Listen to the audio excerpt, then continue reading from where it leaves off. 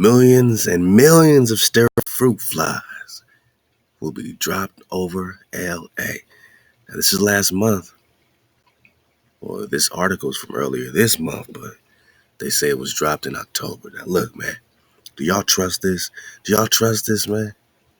Don't y'all remember Con Drop 2020 talking to all y'all about entomological warfare, man, the study of entomology, these insects, and how they're weaponizing these insects, tapping into their central nervous system, flying them around like little drones, like robot little insect drones.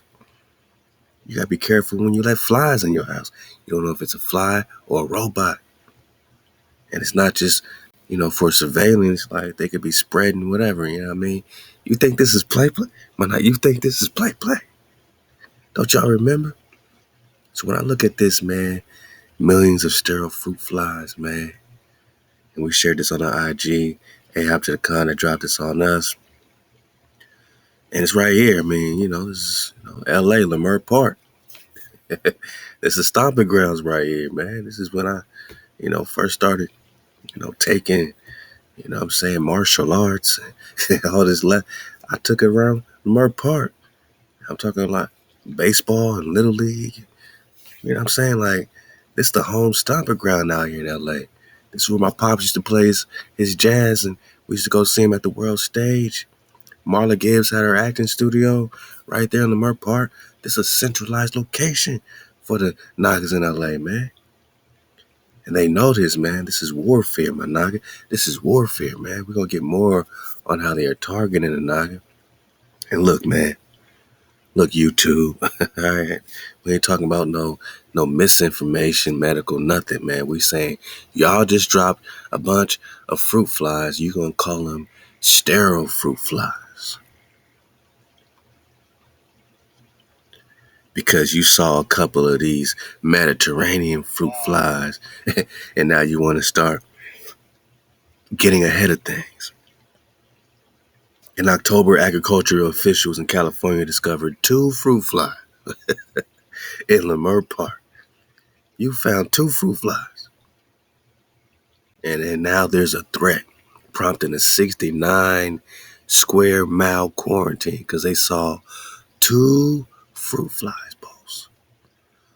Let me clear my throat. Put the kiddies to bed, man. This is ridiculous, man.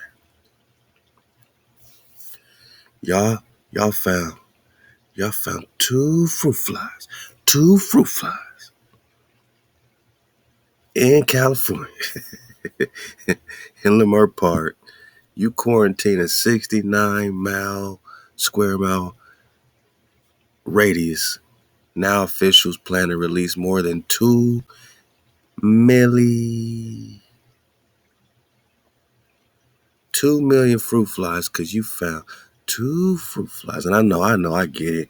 They're going to say, hey, man, this Mediterranean super fly, this med fly are invasive, right? That's their code word. So for them to invade us, they got to find another invasive species. It can infest all the fruits and vegetables in the world. We got to drop 2 million fruit flies in the city. Now, you like, Drop, why does it make you so uncomfortable, Drop? It's only 2 million sterile male fruit flies. My naga, that's what they telling you, right? It could be 4 million, my naga. It could be 12 million, first of all. Second of all, how do we know all these nagas is sterile male fruit flies? Are you inspecting every fruit fly to make sure it's a male? Are you inspecting every fruit fly to make sure they're sterile? So this is hogwash, man, because ain't nobody got no facts on these sterile male fruit flies. 2 million of them. Because they discovered 2 fruit flies, right? My naga, this is a cause for concern. Not just in the city, man, but everywhere. Everyone should be concerned, man. Everyone should be pissed off. Everyone should be pissed off. Look, man, you choose what you want to be concerned about. I know there's a lot going on in the world. Politics, uh, threats of war, and all types of political scales. You got gang violence. You got drugs in the community. You got, what I'm saying, trafficking, my nigga. You got all kinds of madness going down, right? You got all types of stuff, celebrities and sacrifices and all types of stuff. What are you gonna be pissed off about? You got people spraying your sky. You got fluoride in your water supply. You got tenderoni. You got new tenderonis getting, dreamed about right now. You got a lot of stuff to be pissed off about. Just because you got a lot of stuff to be pissed off about, don't let that shut you down from feeling what you should feel. Concern, man. Don't stop being concerned and start being all nostalgic, you know what I'm saying, and disconnected. When I start talking about fruit flies, man, don't start shutting down now when we start talking fruit flies. We're talking entomology, man. What is entomology, man? You're like, drop. You overdrop. Maybe I'm overdropping. But if I'm not overdropping, man, let me know I ain't overdropping, man. Look, man, entomology, man. All right, entomological warfare. First, what's entomology, man? Let's just take it slow, man. Entomology, branch of zoology, dealing with the scientific study of insects. All right, we're just talking about insects. Calm down. The Greek word shalak entomon, meaning meaning meaning what, Hijack? Can I read it, Hijack? Hijack don't want us to read nothing, man. Meaning notched, all right? Refers to the segmented body plan, the segmented body plan of the insect. The zoological categories of genetics, taxonomy, morphology, physiology, behavior, and ecology are included in this field of study. So they're looking at the behavior, physiology, morphology, everything when it comes to the behavior of these insects. All right? Okay. Now, entomological warfare, right? It's a type of biological warfare. Just research biological warfare. You might be more concerned about what they're spraying in your skies, right? When you do that, you might be more concerned, about, what you are inhaling, what you are digesting, a lot of these things, right? So, biological warfare that uses insects to interrupt supply lines by damaging crops. This is what they say they use it for. We done went deeper. I got a couple drops up that we dropped in 2020 to let you know how deep this goes. You know what I'm saying? These are weapons of mass, you know what I mean? So they didn't use this before on countries, man. All right? You don't think they would use it domestically? Well, you might not be aware that there's a domestic warfare going on with indigenous people, right? When I talk syphilis and I talk Tuskegee experiments, I ain't got to talk about nothing recent. I'm just saying these things have happened, right? When I talk smallpox, these things have happened, right? These hijacks been spreading disease everywhere they can. For what? To keep you hijacked. To keep you sick, to keep you weak. Because it's entomological warfare. You don't think they'll use insects to do this too? Stop it, man. These people got quadrillion-dollar budgets to do whatever they want to do. Whatever they want to do. Including turning insects into weapons, right? So, again, entomological warfare, EW, is a type of biological warfare that uses insects to interrupt supply lines by damaging crops or to directly harm enemy combatants, and civilian populations.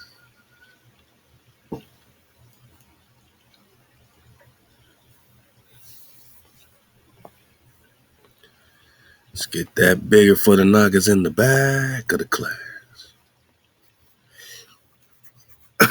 So entomological warfare can be used to.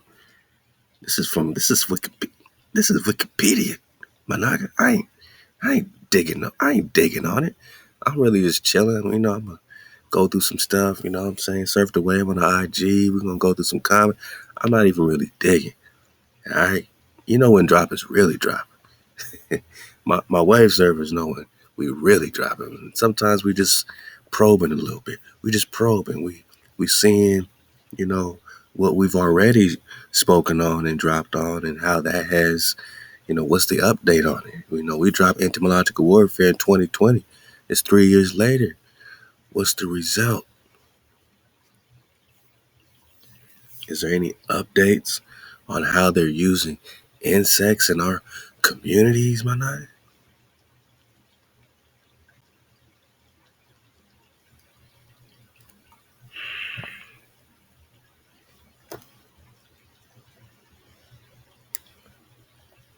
2 million sterile male fruit flies dropped in the city.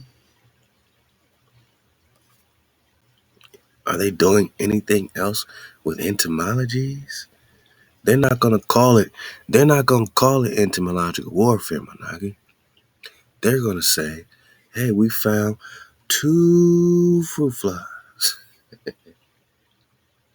in this popular park, the Merck Park, and because of these 2 fruit flies, now they have they get the pass, right, to release more than 2 million insects, because these 2 insects that they found pose such a threat. We can't confirm or deny. We can't hold these 2 fruit flies hostage, right? We don't get to examine the 2 fruit flies they found. But I've never heard of such a piss poor reason to dump 2 million mother-sucking insects on the Nagas in Leimert Park. You couldn't find those 2 fruit flies in Beverly Hills, Jack? You're probably not even looking.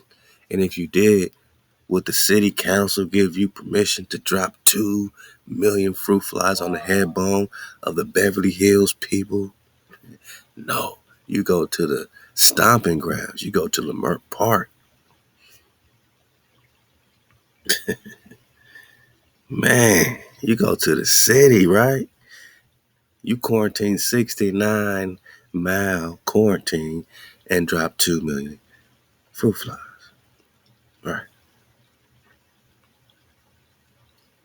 Okay. Wow. Okay. Because for agricultural reasons, you don't want all the fruits and veggies getting eaten up. You don't want all the fruits and veggies getting eaten up. So what about the people, right? Because when we dropped this on IG, some of the knockers was like, man, I had my whole kitchen filled with these damn things. My whole kitchen was filled with these things. They were all over the place. Now we got to deal with this, right? And then what's going to be the result? Because they play chess, not checkers, man. What's the result 6 months from now? Some other outbreak? Why? Because of your 2 million or 20 million or whatever millions, cajillions of fruit flies. We talking entomological warfare, right? Based on the definition, you're using insects to directly harm enemy combatants. Who's that? Then they say warfare. Do I gotta pull up the Chickamauga Wars and who they been at war with the whole damn time and why they would come in the city, why they would come in Leimert Park, dropping millions and millions of insects that fly? Now we're gonna dig on a little deeper. Like what? If you think they can't remote control these things, I'm gonna go back to 2020 and just show you you on that play, because they've been doing this for damn near 100 years already. Civilian is regular people, right?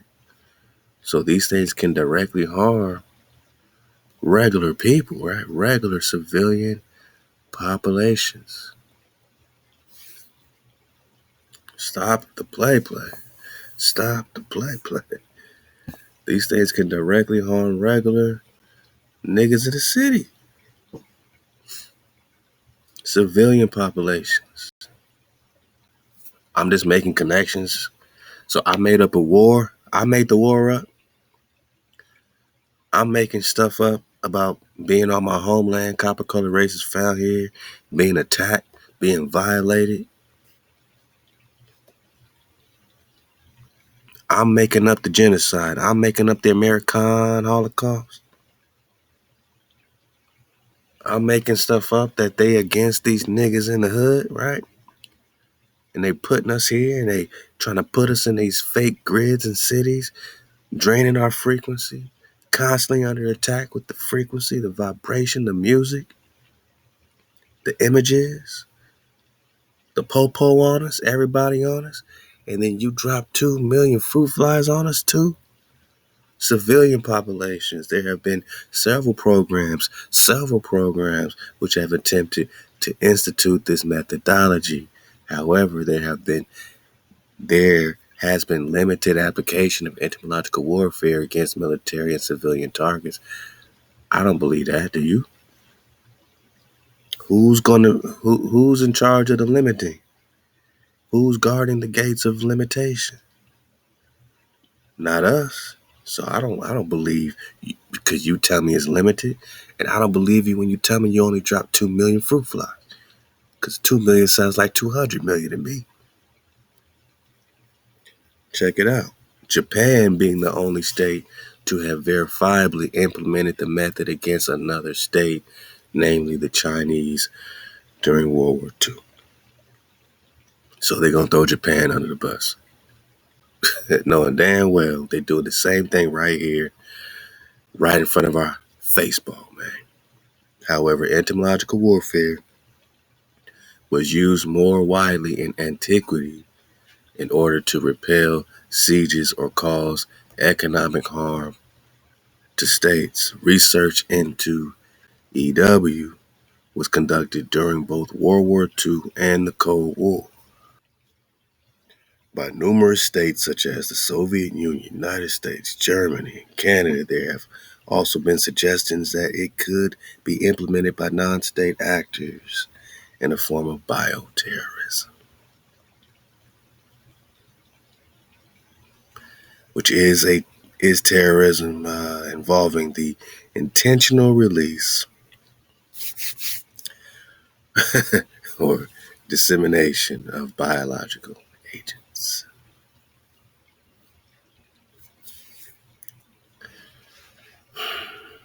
So bioterrorism includes the release of bacteria, viruses,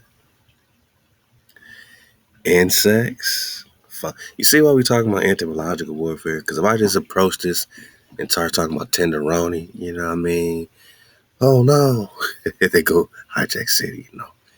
So you gotta hit them in the gut bone. You gotta hit them right there in the hip bone where they don't have no mobility. You know, they can't really mobilize. You know, they can't really move around this. They can't slip this punch. Hit them in the hip. They can move their head around. You know what I mean? But you hit them, you know, right there, man, in the liver, man. That's the type of shot the entomological drops are. Their liver blows. They're kidney shots to hijack city, because they cannot refute that they've used this since the beginning of invasion.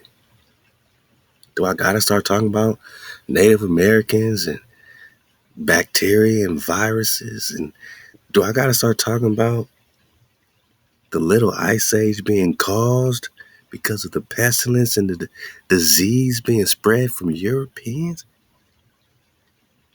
Black Europeans, you know what I'm saying? So this is their play. This is Hijack City play, but this is quiet weapons, silent wars. Yosef the real, take the wheel. Let Yosef continue to pop off on this because he done such an immaculate, work right there, man. Go dig on Yosef the real, and you're gonna see, man, some of this silent weapon, quiet war drop right in your face bone. So bioterrorism is literally involving the intentional release of insects, all right, and maybe in a natural occurring or human modified form. Yeah, we're talking about modifications in much the same way as in biological warfare. So, okay, there's an intentional release, right?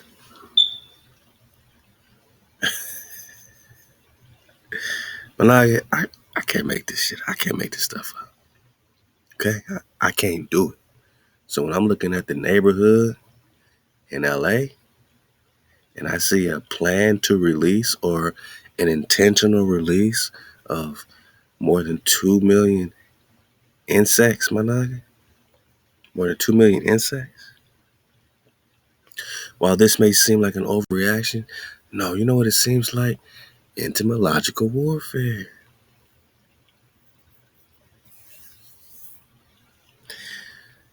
At least just because we can't confirm or deny it don't mean that, we can't investigate and imply it. You know what I mean? Like, someone could ask these questions since no one else got y'all in check, right? You're using this application of entomological warfare on civilians. There have been suggestions that it could be implemented by non-state actors. What's that? What's that, right? In a form of bioterrorism, meaning that you are intentionally releasing insects modified for war. Under the Biological and Toxic Weapon Convention 1972, use of insects like fruit flies to administer agents or toxins. Ping, pow. Now you got an outbreak in the hood. Now we got some zombie stuff popping off. I mean, what's next, man? For hostile purposes, it's deemed to be against international law. So if we can prove that y'all dropping fruit flies in the hood for hostile purposes, is it an overreaction or is it against international law, right?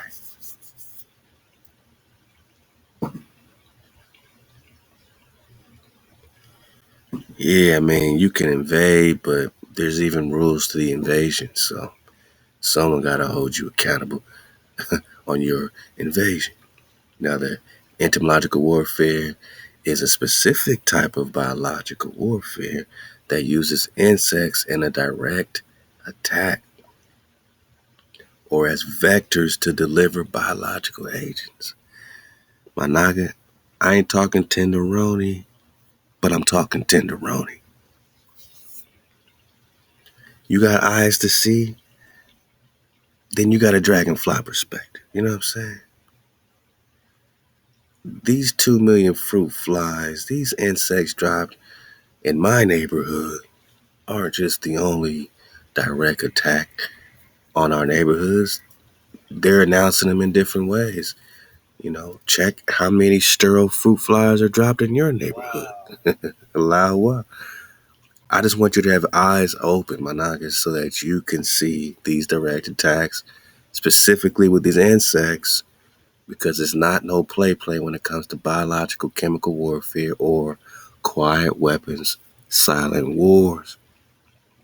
Just Google quiet weapons, silent wars, and dig on it, all right? Because this is what they've been doing to deliver biological agents such as plagues or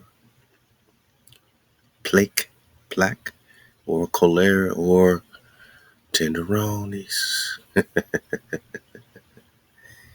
And so they use insects to deliver, you know.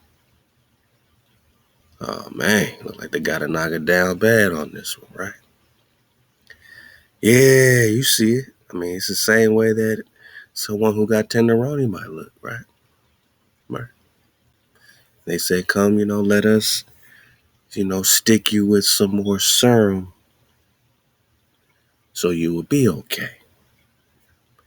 But if you don't want to line up for that, we will deliver it through vectors as a direct attack. EW to BW. You there? Entomological warfare to biological warfare.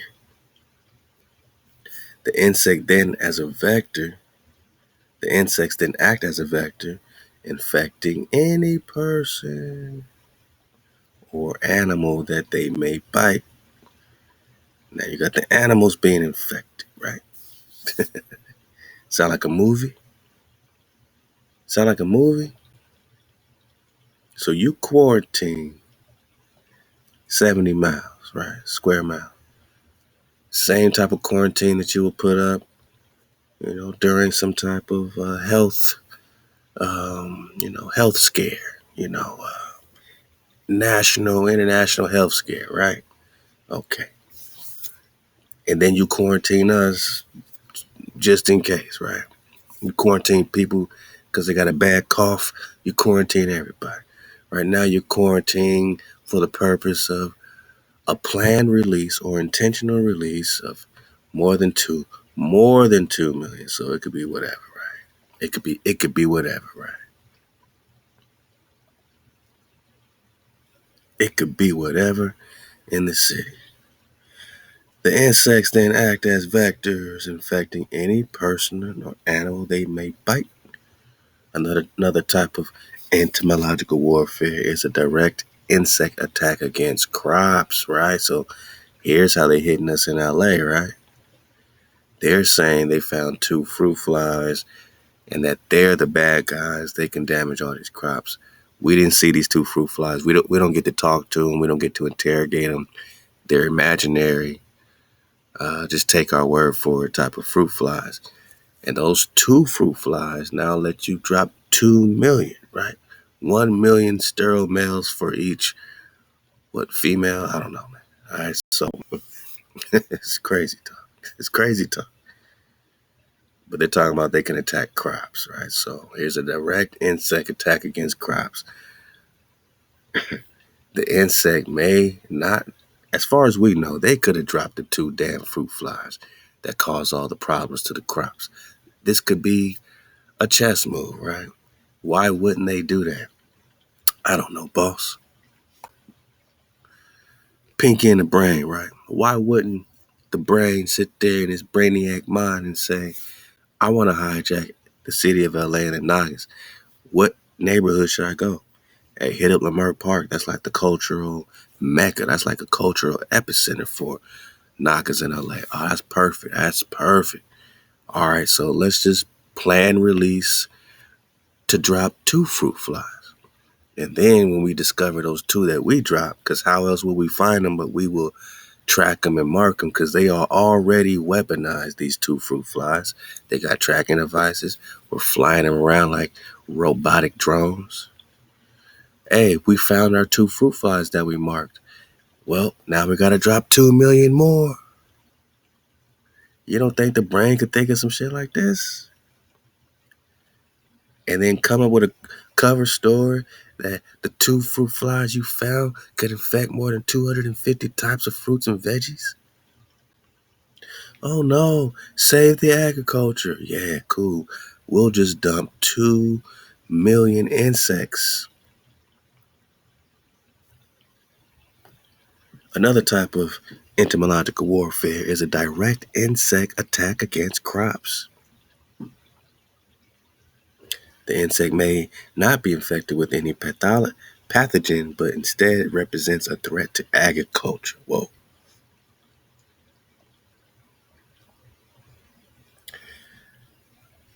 I can't make this stuff up, man. I'm reading Wikipedia, entomological warfare, and showing you in 2023, this article is written this month, 2023, that they are just now still popping this stuff off right in our face bone. But a nigga in that hood don't know about entomological warfare, man. You got him crossed over, Jack. He don't know about silent weapons, quiet wars. He don't understand that he's the target, she's the target since the beginning from these hijacks. And you don't understand why. Because a parasite got to keep invading the body.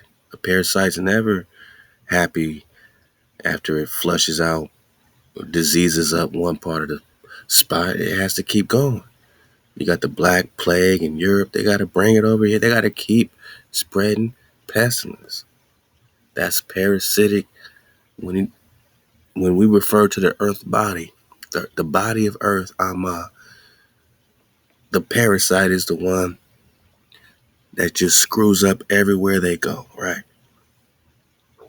We didn't screw up our land when we have it here, right? We don't screw up our air. We don't screw up our water. The insects act as a vector, infecting any person, or they come with their disease, man. This is Hijack Playbook 101. Now they say it's a threat to agriculture. These two fruit flies. The final method of entomological warfare is to use uninfected insects, such as bees, to directly attack the enemy. Whoa. So the final method of entomological warfare is to use uninfected insects, such as bees, to directly attack the enemy. So they can just, you know, that's when you get into flying them like robots. That's when you get into technology. And that's when you go deeper. But that's the final, the final level. So check it. Entomological warfare is not a new concept, so don't act like it's just popping off in 2023. Historians and writers have studied entomological warfare in connection to multiple historic events of 14th century. Listen up. Plague epidemic in Asia Minor. If there's an Asia Minor, wouldn't there be an Asia Major, boss? That's just for my code keeping a 360-degree dragonfly perspective knockers that will look around and say, damn, all that's Asia Minor, Europe, all that? Okay. So where's Asia Major? Asia Major is where they're attacking presently, like they been doing, man, with the same disease, the Black Plague, the Black Death, carried by fleas. So in the 14th century to 1300, they popped off a plague in Asia that eventually became known as the Black Death, carried by fleas. And one such event that has drawn attention from historians as a possible early incident of entomological warfare that plagues spread over Europe may have been a result of a biological attack on the Crimean city of Kaffa. Yeah, or you was just plagued, or you was just pestilence, diseased up anyway. They didn't need no excuse. But we do know it's a more and more war.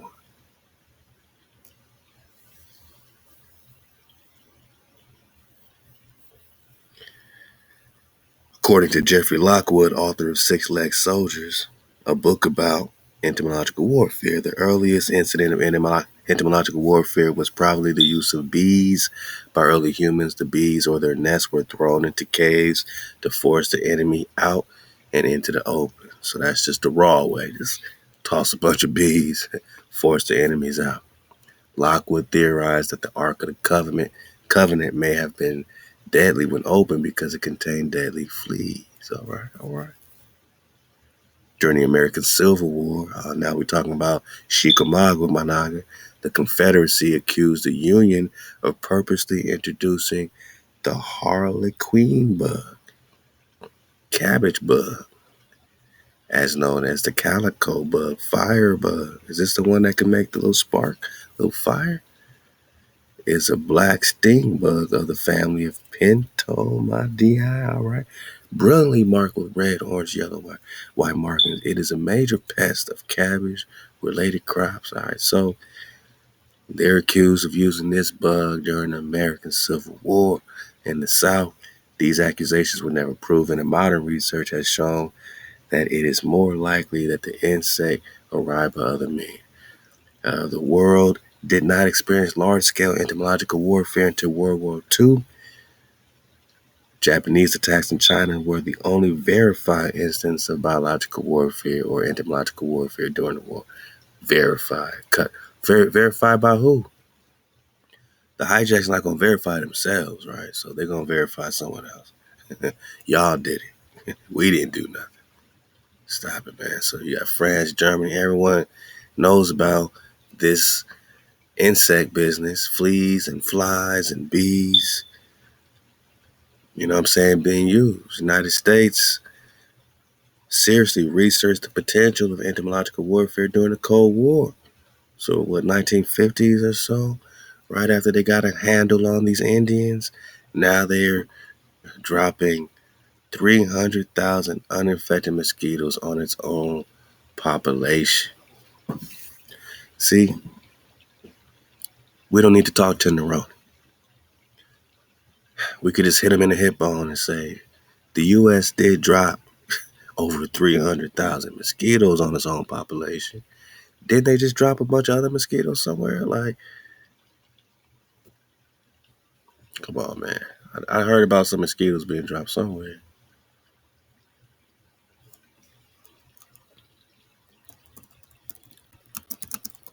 How you spell mosquitoes, man? Mosquitoes. You know what I'm saying? Yeah, there you go. Yeah, man. Come on, man. Come on, man. Come on, man. This is getting deeper, man. This is getting too deep for more. You know what I mean? This is some deep water right here. Genetically modified mosquito from the CDC's own mouth. Egypti mosquitoes spread viruses including dengue, Zika, chikungunya, everything. These Egypti mosquitoes can be genetically modified and used to control other Egypti mosquitoes in the community. So they throw mosquitoes back and forth.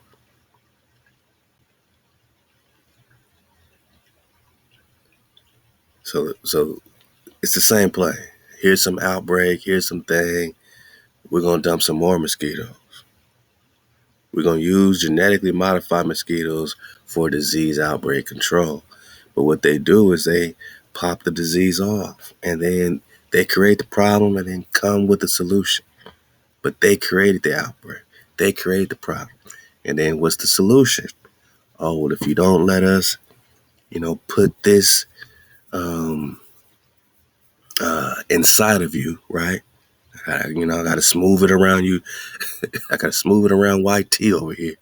If you don't let us put this stuff in you, our solution, then you can't go to the movie theater. You can't go to school. You can't do nothing because you didn't take our solution. Well, a lot of people didn't take your solution. And, the creator has, his own solution. Mama got her own solution. We are covered in natural solutions, but their solutions are genetically modified, such as their mosquito. And this is what they say. Oh, okay, well, we gotta release these for your own good now, right? Since 2019, over 1 billion mosquitoes have been released, man.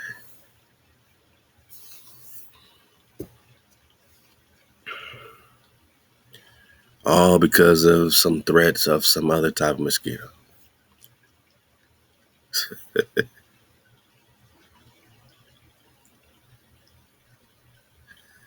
Why a U.S. company just a U.S. company, right? Back to the Smithsonian, because these are the same people that just dropped the fruit fly drop. Now we're talking mosquito drop, right? The same Smithsonian mag.com. Why a U.S. company plans to release 2.4 billion mosquitoes genetically modified. This is last year. The insects created by biotech, right? Managa, are you getting this? Are you reading this with me, man? These mosquitoes are created by a technological company. What I'm saying is, so are these fruit flies. So is whatever else they drop in these fleas, these bees. They are creating insects. And they say, oh, they're non-biting. It's okay. Well, can you really speak for 2.4 billion robot mosquitoes? That 500,000 of them can't go haywire. 50,000 can't go rogue? Or are there no follow-ups and checkups? We don't know how many go rogue. We don't know how many actually bite. Because when someone gets bit, they don't know it's a damn genetically modified mosquito, man. From Oxytech.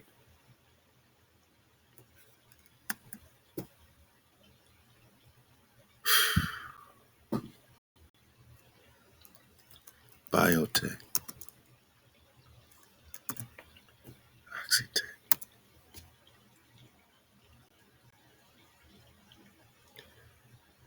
I mean, I guess we should all invest in the stock of Oxytech, because I guarantee they stock is going up. I guarantee they popping off. Yeah, Oxytech popping off.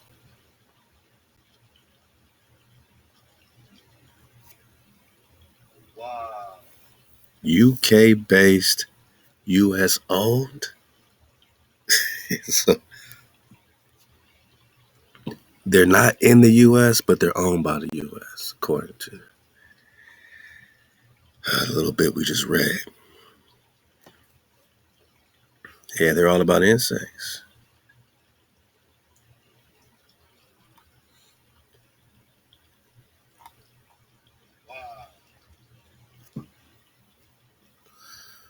Wow, all we got is a why. When you understand the war has to do with insects, all we got is a why. You know what I'm saying? That's it. Our vision is a world free from burdens caused by insects.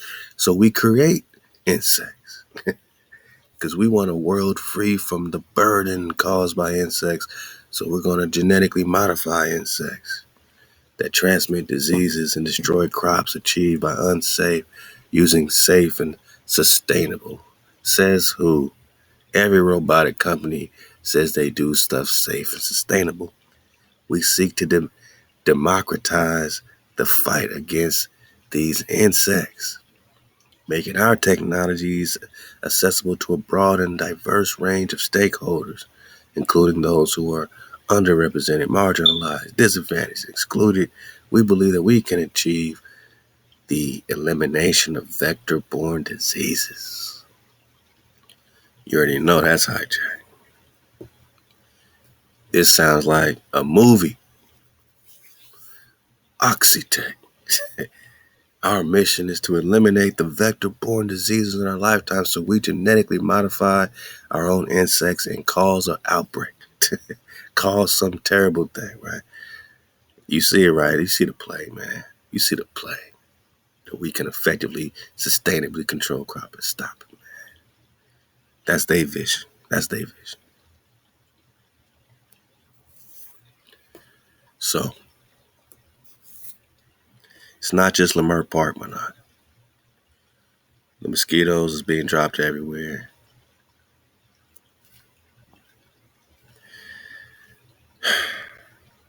Wow. Well, come on, man. California again. So last year, 2.4 billion genetically modified mosquitoes are released in California and Florida. The mosquitoes created by biotech firm Oxitec will be non-biting Aedes, sounds like Hades, right? Egypti males, there's always some males, engineered to only produce viable male offspring. So they engineer males to only produce males per the company. Come on, man. Come on, man. Can't tell me this shit goes right every time. Like, this is ridiculous, man. Oxitec says the plan will reduce numbers of the invasive Aedes aegypti and will carry diseases, which carry diseases like Zika, yellow fever. Yeah. But then you give us something worse. Female mosquitoes will die. I'm about to say white males. Damn. It's get crazy. All right, slow down, drop. Just don't overdrop this drop. Female mosquitoes will die while males will reproduce and spread the self-limiting gene to the next generation. Oh, come on, man. All right, man. So that was last year. This is this month, right? Last month, this month. They go from 2.4 billion mosquitoes. We got over 2 million fruit flies drop right here, right?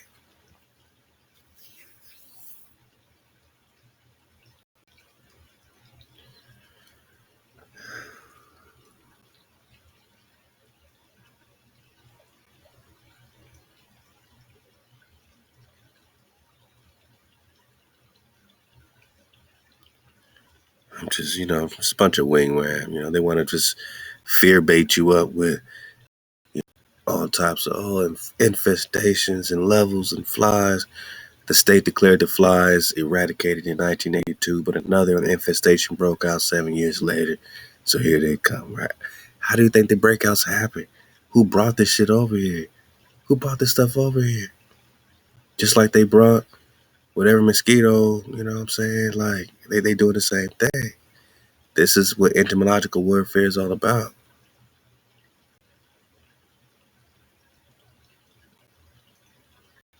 So to combat the insects, officials dropped 250 sterile male flies per square mile across a 9 square mile area each week, Manak.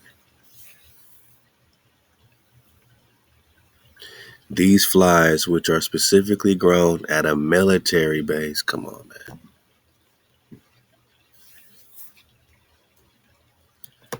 I can't believe I'm reading this stuff, man. I skim through it, but when I really sit down and read it with y'all, like, this is when I lose my mind. Like I told y'all, if I didn't have y'all, drop, I don't know where my spiral would be without y'all, man. Because you can't tell me this stuff is coming from a military base to our city, straight from the military base.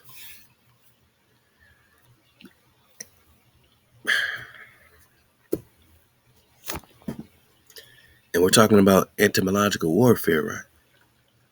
Right?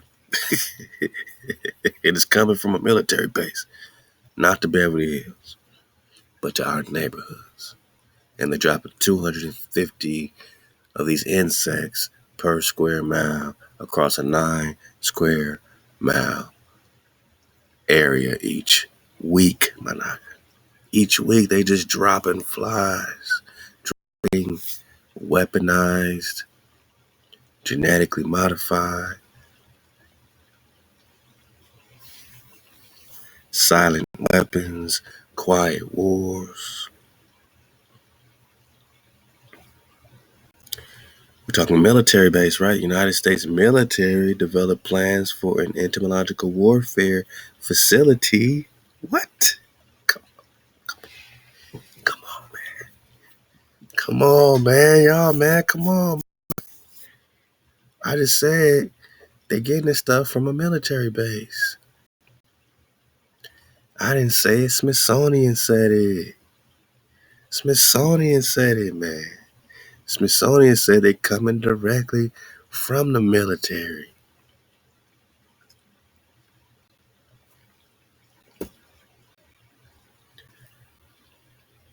And then you see from Wikipedia that the United States military developed plans for an entomological warfare facility.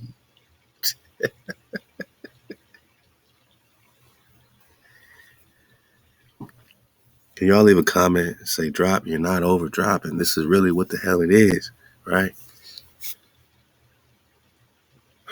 So you got an entomological warfare facility already.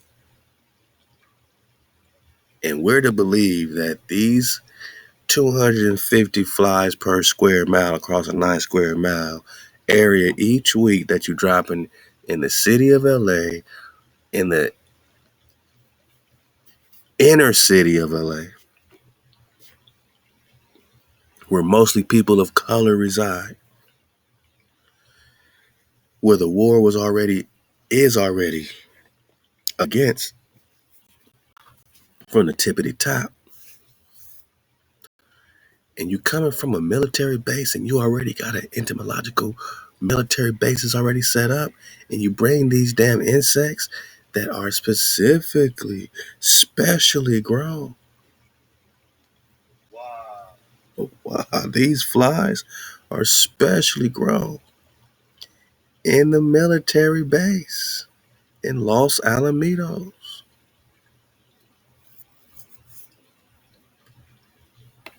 And the United States military has already developed plans for an entomological warfare facility. Maybe we need to get some more water flowing this, wash out these insects.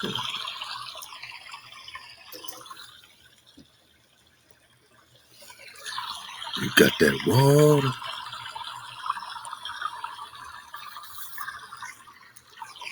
Somebody leave a comment, man. Silent weapons, quiet war.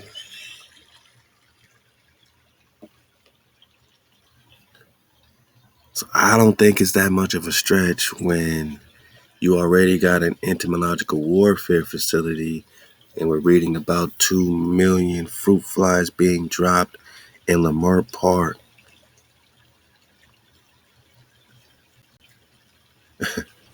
In one of the cultural epicenters of the Naga neighborhood in LA.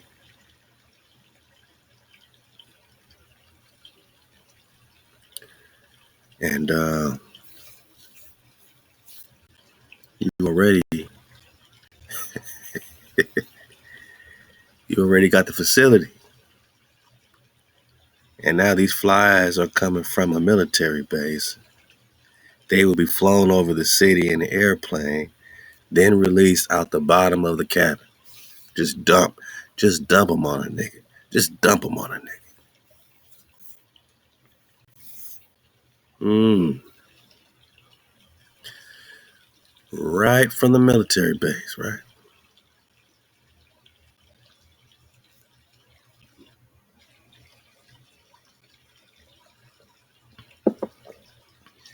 Right from the military base, and you drop them in LA. United States military developed plans for an entomological warfare facility designed to produce 100 million yellow fever infected mosquitoes per month.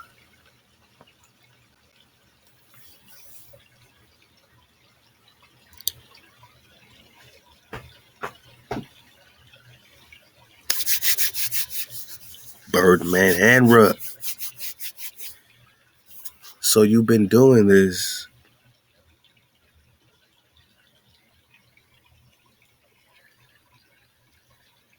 and it hasn't been benevolent, right? It's been malicious.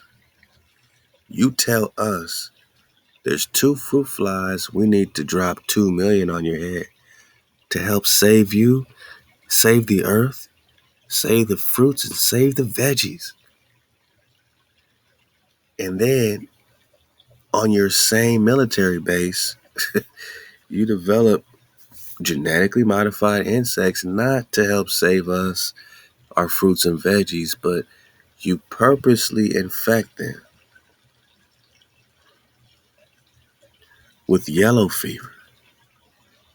the shit that was killing people, right? Please don't go crazy, my niggas, and start relating this to anything currently. Don't do that. You too. This ain't got nothing to do with anything happening in the public in the last 20, 30 years. I got nothing to do with nothing happening today. Nothing to do with today. This has nothing to do with today. My nigga.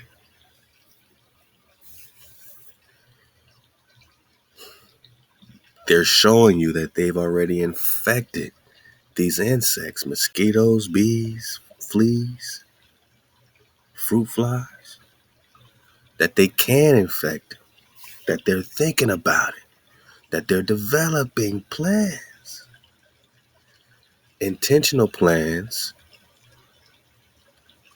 is what entomological warfare is all about. I don't trust their plans because their plans have to do with the military, right? Military bases. I mean, when they say they got plans, when they say they got a plan to release more than 2 million fruit flies, their plans have everything to do with these military bases.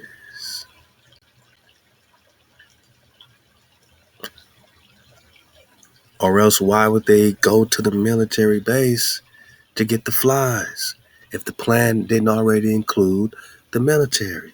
They already had a supplier, my nigga. For them to have a plan to release, right?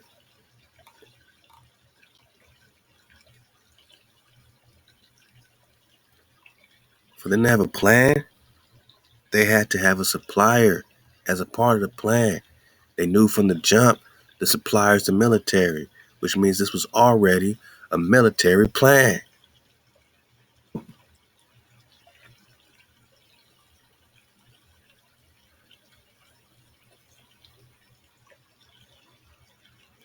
They flew these things from the military in a military airplane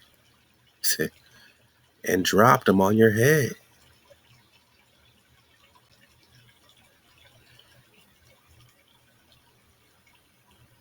Because the United States military already developed plans for entomological warfare. LA, New York, anywhere, man. Designed to produce, in this case, 100 million yellow fever infected. But what would these fruit flies be infected with? Huh? What will these fruit flies be infected with?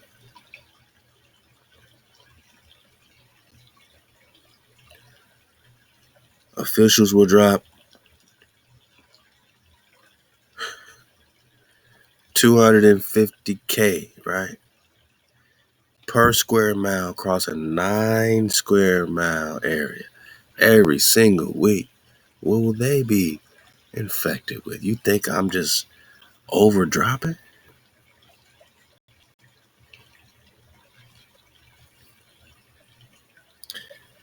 Ain't this kind of a symptom of what they talking about? A U.S. Army report titled Entomological Warfare Target Analysis. Huh? So here's some journalism you can look into, some sources you can look into from the U.S. Army report titled Entomological Warfare Target Analysis, listed vulnerable sites within the Soviet Union that the U.S. could attack. So they made it all about Russia, but you know what the play was. It was always about right here. It was always about right here. And they were planning 50 years ahead, 60 years ahead of time. They were planning way ahead. They were already developing what they're doing right now, which is dropping mosquitoes on your head bone and fruit flies on your head bone. It's the same journalist, right? So the same person covered the mosquitoes is also covering these damn fruit flies, man. November 2nd, 2023.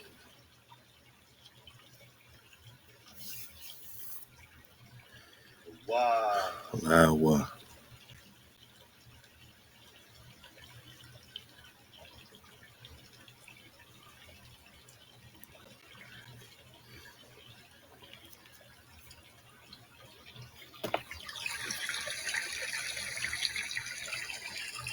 All right, because he got his master's and PhD in weapons of mass destruction, WMD.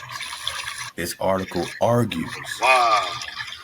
that the U.S. interagency consider insects as potential biological weapons of mass destruction delivery vehicles. He's saying, I'm arguing that the U.S. interagency consider these insects as weapons of mass destruction vehicles capable of harming U.S. citizens. So he wants them to use this to harm U.S. citizens and agriculture. Don't trip, it's gonna clear up. But this is 2020. I'll leave the drop. I'll leave the links. Black Path, quote unquote, towards martial law, HR 2881. All right, entomological war. Let it clear up. Just listen. It's an article by Thomas Moore, and this is 3 years ago. Let's get it. Or this drop is 3 years ago, but you already see they've been doing it since the Cold War, my nigga. Let's get a couple minutes of this, and then we're gonna, we're gonna surf the wave. Let's go. The culture. Same thing as when they came here, burning down your cornfields. They want to destroy your agriculture. They want to destroy you. In this article, I first described the benefits of insects as delivery devices for biological agents and discussed the advantages they provide over traditional mechanical delivery devices. Next, I provide a brief history of 5 states, all signatories to the Biological Weapons Convention (BWC), and their efforts to develop entomological study of insects warfare programs. Third, I discuss contemporary threats and highlight recent advances in biotechnology that exacerbate the threat of biological weapons today. Finally, I recommend that the interagency obtain a comprehensive understanding of why states might be incentivized or just given incentives to conduct an entomological attack. So how can we give them incentives to weaponize insects by not? All right, you know what I mean? And you look into the reasons why they say insects cost nothing and are abundant. They also serve as particularly effective hosts to disease. Many pathogens are not suited to live outside of a host because of environmental factors such as ultraviolet rays, temperature extremes render their deadly potential ineffective. By carrying the pathogens internally, insects overcome this common obstacle of the delivery of. Damn, my noggin. So when they talking about tenderonis, right? And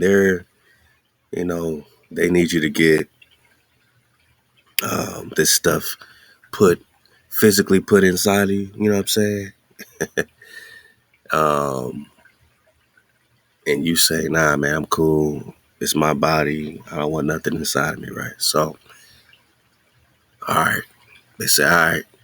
So we can't just. So how can we transfer these viruses? This is how they were thinking. This is how Thomas F. Moore, when it came to the yellow fever and these mosquitoes and these pathogens and all this stuff they transfer. How can we transfer these we need to deliver these biological agents. Now, whether they're talking World War this, Civil War that, or entomological war today, these insects help them overcome the common obstacle of delivery. Because many pathogens are not suited to live outside of a host. They need a host. It's like Any parasite needs a host, it's like possession, it's like a spirit needing a host body to get something done, something transferred, right? Something, right? So they're using these GMO insects, these mosquitoes, these fruit flies, coming right from the military bases. It costs nothing and are more abundant. It costs a lot less to get you this way than to do an all full out, courageous war, right? Right in your a traditional war costs way more than to infect a bunch of insects. But you don't believe that they can control these things?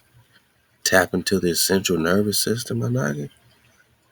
Fly them like drones, like robots? Your biological agent. So they said, oh, the coronavirus can't live, more than Tenderoni. Now, this is back in 2020. This is 2020 drop. This has nothing to do with today. But this is how long they've been talking about this tenderoni. Con. however long outside the body. So, just gotta quarantine, yada yada yada. However, these insects can carry the virus anywhere Uh, and keep it nice and warm and toasty, uh. even in the cold or whatever the case is. Or excuse me, I'm saying, make it so that this, it doesn't hit any temperature extremes, still carry these pathogens and overcome the common obstacle to deliver the biological agents, Bang. however they work it out. They looking to work it out. They say they're creating, quote, natural weapons, but they put a quote unquote over natural, because how can this be natural when these are straight up hijacks? Facts. And, I'm just scrolling through page number 2 here, as you see. You know what I mean? They're, they're saying, yeah, this is a good part right here. Let's get this part. Because this is some history of the 1930s and 1932. Okay.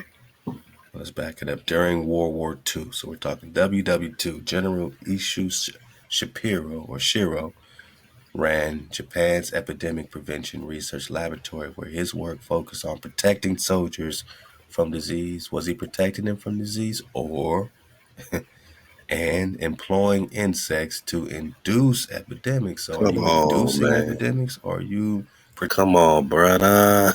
Brother, bully slayer, take the wheel. You're inducing the epidemics. Right.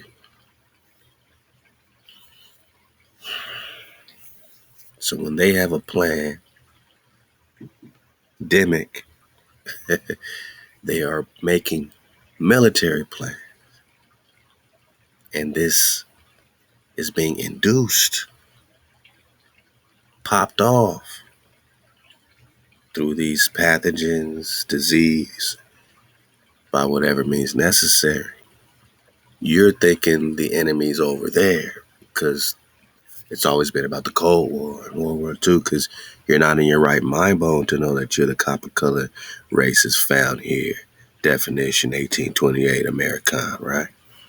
You forgot what happened to you. You're just thinking about, oh, those are the natives and smallpox. Yeah, okay, but we just got off a boat. And, no, my nigga. This is the same devastating effect that has been run constantly. We get sick way more than we should be getting sick. Every time it gets cold, we gotta get sniffles. Like, this is ridiculous. This is ridiculous. They don't want you to reach maximum pop offness. They are inducing these epidemics. Now, we're just reading about we're just talking 1932. So when I talk 2023, you don't look at me crazy, because it's already happening. protecting soldiers? How can you be both protecting soldiers while inducing an epidemic? Mm. You see how the devil works, right? In 1932, Shiro established Unit 731, where he mass produced insects and weaponized them for use in an attack. Shiro enlisted Masharian Manchurian captives to weaponize fleas with pathogens, allowing Japan to produce 500 million plague-infested Mm. fleas per year. Mm. They were bioteching the bioteching the fleas, man. Mm-hmm. Fleas, man. Mm. All right, plague-infested fleas. 1940, Shiro scientists developed the Type 50 UG bomb, which could safely deliver 30,000 fleas to the target. So this BOMB was delivering fleas, 30,000 plague-infested fleas per target. All right, at least. Japan refined this entomological weapon by conducting 4,000 tests. So 4,000 tests. That's over 4,000 times they bombed 30,000 fleas per target. You do the math at over 2,000 subjects, Manchurian subjects. Then they go on to the Hitler doing it. So they, everybody's in on it, man. Everybody's in on the weapons of mass destruction using insects. But let's just see what they're doing to our dragonflies, man. And we're gonna make a nice little double dismount here. Yeah, man. Even in 1943, President Franklin D. Roosevelt deviated from the Fox Doctrine. Look it up. That's a whole nother drop right there, which came from a report drafted in 1932 suggesting the U.S. refrain from any development of biological weapons. So this Fox Doctrine was actually refraining the U.S. from the development of biological weapons Mm. and started a reset. So who dropped it? Who dropped this on their lap? You know what I'm saying? And started a research and development program at Camp Detrick. At Camp Detrick, Canadian and U.S. scientists collaborated to weaponize mosquitoes. So now we keep hearing about these mosquitoes spreading this, spreading that. Come on, bruh. Come on, brother. Now you dropping 2.4 million mosquitoes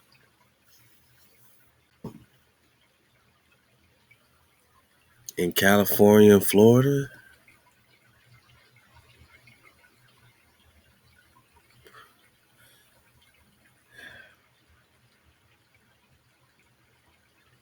Hold up, man. Come on, man. Come on, bro. Why a U.S. company plans to release 2.4 billion, I'm sorry, I said million, 2.4 billion mosquitoes from Oxitec, right? Oxitec.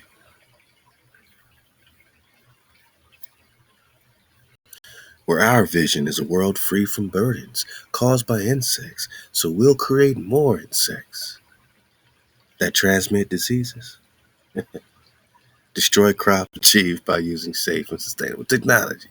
So, yeah, we're going to free the world of these burdens by creating more. More. We want to eliminate vector-borne diseases, but we're going to create our own vector-borne delivery system. And with that, we're going to deliver intentionally deliver 2.4 billion genetically modified mosquitoes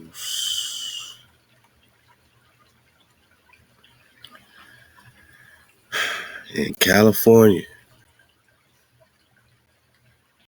Florida, and wherever else, all because of some violent other mosquito, all because of some villainous fruit fly. We found two villains. We found two villainous fruit flies. We need to drop 2 million in Lamert Park.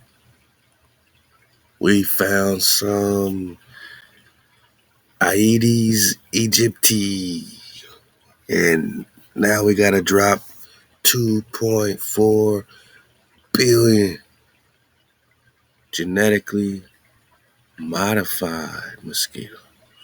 Modified, right?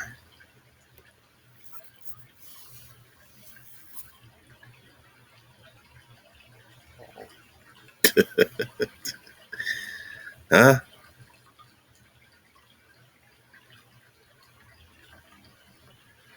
2.4 billion.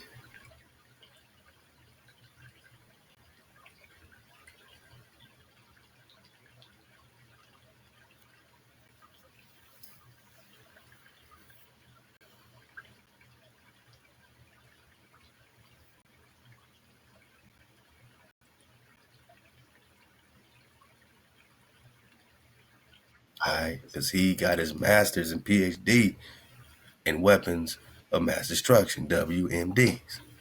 This article argues that the U.S. Now we interagency talk pestilence consider and insects viruses, as and we could pretty much potential start linking the biological entomological weapons of warfare Chill. mass and all destruction these great delivery plagues. vehicles. You know, He's saying, Chill. I'm arguing that the U.S. interagency consider these insects as weapons of mass destruction vehicles capable of harming U.S. citizens. So he wants them to use this to harm U.S. citizens and agriculture. Damn. The hijack wants to use these to harm you. I just want to get that through your head, ball. There ain't no good, solution outside of causing harm, causing destruction, causing violence. Biological weapons. So this Fox doctrine was actually refraining the U.S. from the development of weaponizing mosquitoes. So then they dropped 2.4 billion mosquitoes in California after the U.S. already is weaponizing mosquitoes with several pathogens.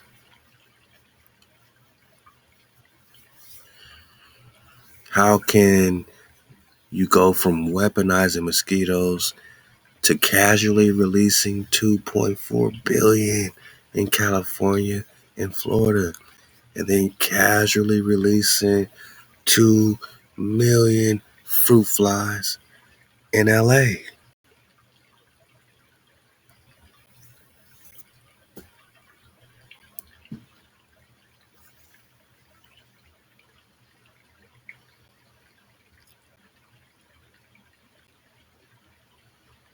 Hijack City is active.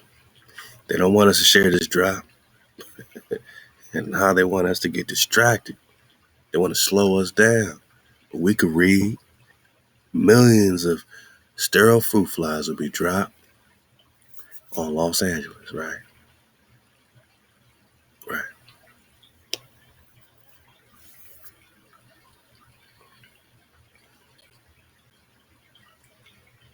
Using several pathogens, by 1946, U.S. Secretary of War Robert Patterson had come to believe that the U.S. required a biological weapons retaliatory capability for potential use against the Soviet Union. As a result, the Camp Detrick operation grew and eventually would include 245 structures with over 5,000 workers. Was it play? Wow. Wow. Their U.S. researchers determined, experimented with fruit flies and screwworms. I'm out of here. I'm out of here, boss. I went back to 2020, back to an article we read it 3 years ago, and we run right into the fact that the U.S. was already experimenting with the fruit flies. Wow. Halal HaWah. Only HaWah can make it this clear. 245 structures with over 5,000 workers. Was it play? Their U.S. researchers determined, experimented with fruit flies and screwworms to determine their ability to destroy agriculture. Why even test your ability to destroy agriculture unless that's your war plan? And what was their war?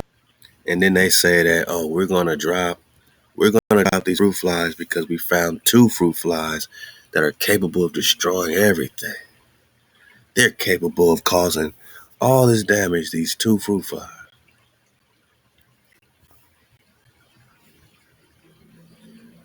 This might seem like an overreaction, boss. They're not just any flies, the Mediterranean fruit flies, or med flies for sure. They are an invasive species that can infest. They can do this, they can do that, they can do that. They can infest 250 types of fruits and vegetables. You know what else can infest? 250 types of fruits and vegetables. Those 2 million that you're dropping in our city. Now, this is 2023, and we got to go back and find out that in the 40s and 50s and 30s and all that, you were already in this country experimenting with the fruit flies and the mosquitoes and the fleas and all this stuff. You already had an entomological warfare military campaign going on. Now, you drop these fruit flies and they come directly from the military base in Los Alamitos. And we shouldn't connect entomological warfare when you already got entomological warfare in your military campaign, in your experiments. What are we to believe you doing with all this quadrillion, billions, quadrillions of dollars, black dollars, black budget dollars that is not checked for at all?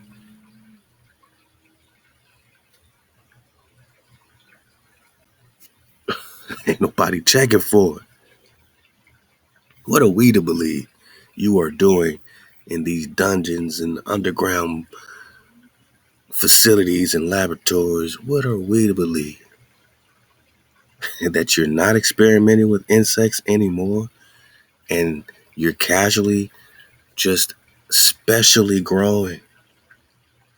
You're specially growing fruit flies just for our benefit in the military today?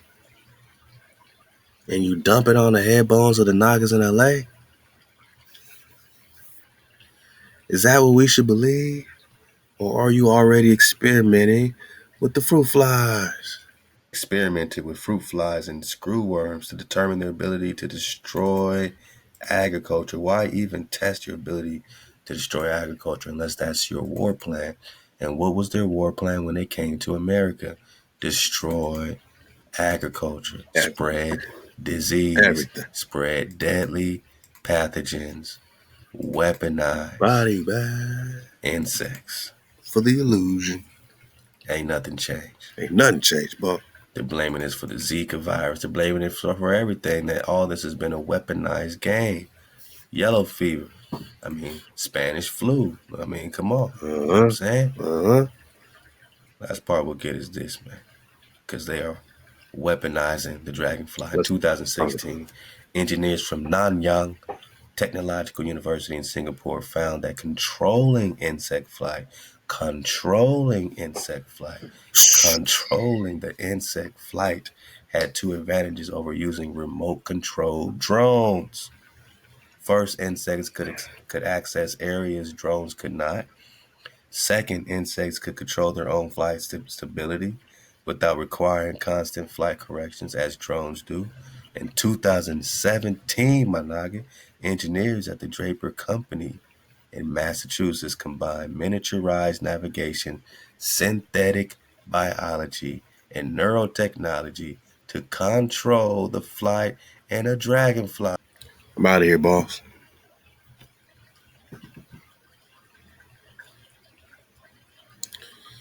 And they're going to go into the central nervous system and how they tapping in while still allowing these insects to control their own flight stabilities. Remote control drones are now the insects. They say 2016 they were popping off. 2017 they were popping off. And now it's 2023 and you dropping fruit flies and mosquitoes on our head bone and dragonflies are everywhere. We don't know which ones are hijacked or not. We're like, that's my dragonfly. That could be your op. Like, we don't know. At this point, man, we don't know who's who, right? It's only HaWah, man. They tapping into the nervous system, controlling the flight of the dragonflies, man. Control their own flight stability without requiring constant flight corrections as drones do.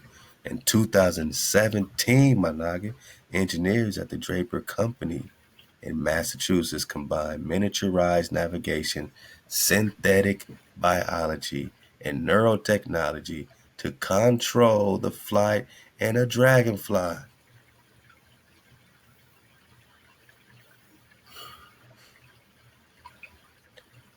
They use miniaturized navigation, synthetic biology, and neurotechnology Biotech, to right? control the flight of the dragonfly.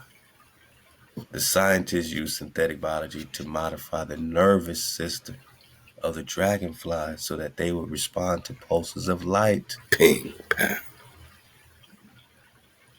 They inserted genetic material into the insect so that their neurons could either be activated or inhibited by various colors of light. This represented a bold advance. So first they tapped into the nervous system, right there in the motherboard, right? Mm. And they tapped it in and they chapped it up, like my bro Yosef say, so that they will Yourself. respond to certain pulses of light. Then inserted genetic material genetic material into the insect so that their neurons could either be activated or inhibited by various colors of light. This represented a bold advance in harnessing the power of insects for spreading disease. Scientists could now control both guidance and navigational systems of insects outside of the laboratory setting. All right, there we go. So they inserted genetic material into the insect so that their neurons could either be activated or inhibited by various colors. What is this color frequency? The spectrum, the light. Mm. Remember, the light is sound, so if they can control it with, these colors, and they can also control with the spectrum of the frequency or the sound. You know what I mean? Sound is so important. So what sound, what frequency is coming out these wind towers, 5G towers, all this drop. Love again to Yosef DeReal, also doing great work. And again, we're gonna do it. Wow. Halal HaWah. Get the drop. This is 2020. I think that was part one. I'll also drop a part of part two. Now we talk pestilence and viruses, and you can pretty much start linking the entomological warfare and all these great plagues. You got to factor this into your equation if you're researching this stuff for real. You know what I mean? If you're a serious recon, you know what I mean? Go back to the Spanish flu and all that stuff. Go back to these big plagues. Connect this with these comets and these plagues that will come about from these comets, where these comets carrying payloads of these, entomological warfare, type of insects, I'm talking about. Already plagued up, and the insects came around and just jammed everybody up. Again, back to the biblical plague of Egypt. Go back through all these plagues. This has always been insect warfare, entomological warfare, and it ain't stopped. And now they can control this shit to a T. You know what I'm saying? They can control it. Hold it right quick. So the serpent can't be the dragon if in alchemy there's an alchemical serpent and an alchemical dragon. Those are two Belly flop. employed in ancient times, but it has grown to a new scale in the 20th century. Despite the gradual decline of entomological weapons, the presence of insects in various wars managed to gain monstrous glory. There are three types of entomological warfare. The first type involves purposely infecting insects with a pathogen and then releasing them over the entire territory. These insects then infect human and animals through bites. All right. So 2.4 billion mosquitoes, my naga. 2 million drop right here over Lamert Park, LA area. Is that purposeful entomological warfare, or is it just to help save the fruits and veggies? Have they, the military, ever cared about saving your damn fruits and veggies? You better wake your ass up, man. You ain't always gonna have you know, Naga's tuned in to the, real frequency over here telling you, you better wake your ass. Eventually, you better wake your butt up, man. You better wake up and say, what are they spraying above me? What am I drinking in my water? Like, what's in my food? What's in this meat? What's in this? What's in these veggies? You know what I'm saying? Like 2020 Drop said, man, love to Yosef to real, man, because, Yosef put us on so much silent weapon, quiet war drop, and, did so much great, recon and live radio shows, Tokef but not. We coming strong with the Ether Squad, coming at you, my niggas, and it's gonna be, man, just right on time, because, we all miss that steady voice, you know what I'm saying, from each other. So, my nigga Ben tell me, Yosef Ben letting y'all know, man, like, the water's chapped up. The veggies are all chapped up because the water's chapped up. The soil's chapped up. Everything's chapped up. Everything's messed up. So entomological warfare just goes right on top of everything else that they've already chapped up, jammed up, messed up, man. Like, we're being hit from all angles. You gotta rely on the creator. There ain't no going around the creator for salvation, man.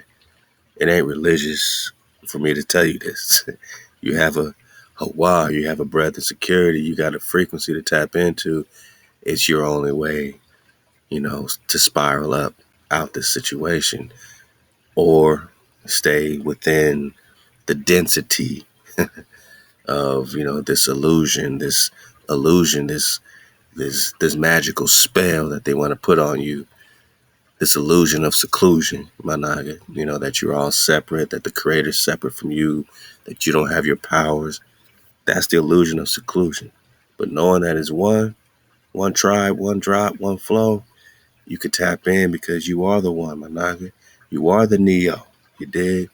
Because we're being hit from all angles right now. You don't feel the way you feel for no reason. You're being attacked, my naga. And it's okay. We got each other. We being attacked. We don't all got the answers, but we know we being attacked. We shut it out in our minds because it feels like we can't do nothing about it. But KTC, keeping it cold, let us know that's the one thing we can do to raise our frequency.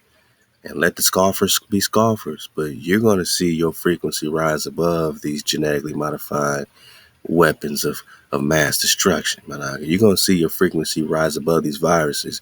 You're going to see your frequency rise above their plans, direct plans of attack. The hijack can't outthink and outmaneuver HaWah. They can't outmaneuver the frequency. So they are looking at us to try to get the drop, based on, seeing how we react, but you cannot outrun HaWah. That's the one armor we got. We're going to get some songs right after this, man. We need to read some songs, man. We need some armor against our enemies. Right. The second type is when insects are used for the destruction of agricultural plants, depriving the enemy of food sources. So either they're going to come bite you with a disease or take away your food source. All right. Yeah, yeah. The third type of entomological weapon involves the use of non-infected insects such as wasps or bees for a direct attack on opponents. Bang. Belly flop. And because, ignoring shit ain't the solution either, even though you might feel braver. You might say, okay, I'm just going, I ain't even going to think about it, and that's cool. But if Joshua took that approach against the Canaanites, I don't think he would get very far. He had to actually move. He had to actually think about strategy. He had to flow. So HaWah expects us to flow, right? God. We can't be stagnant. I can't move because of money. That's money's our God now, right? I can't move because of money. What we gonna do? All this stuff. We depend very little on HaWah. To guide our path these days. Wow. And I understand. I overstand. I understand because I got a family too.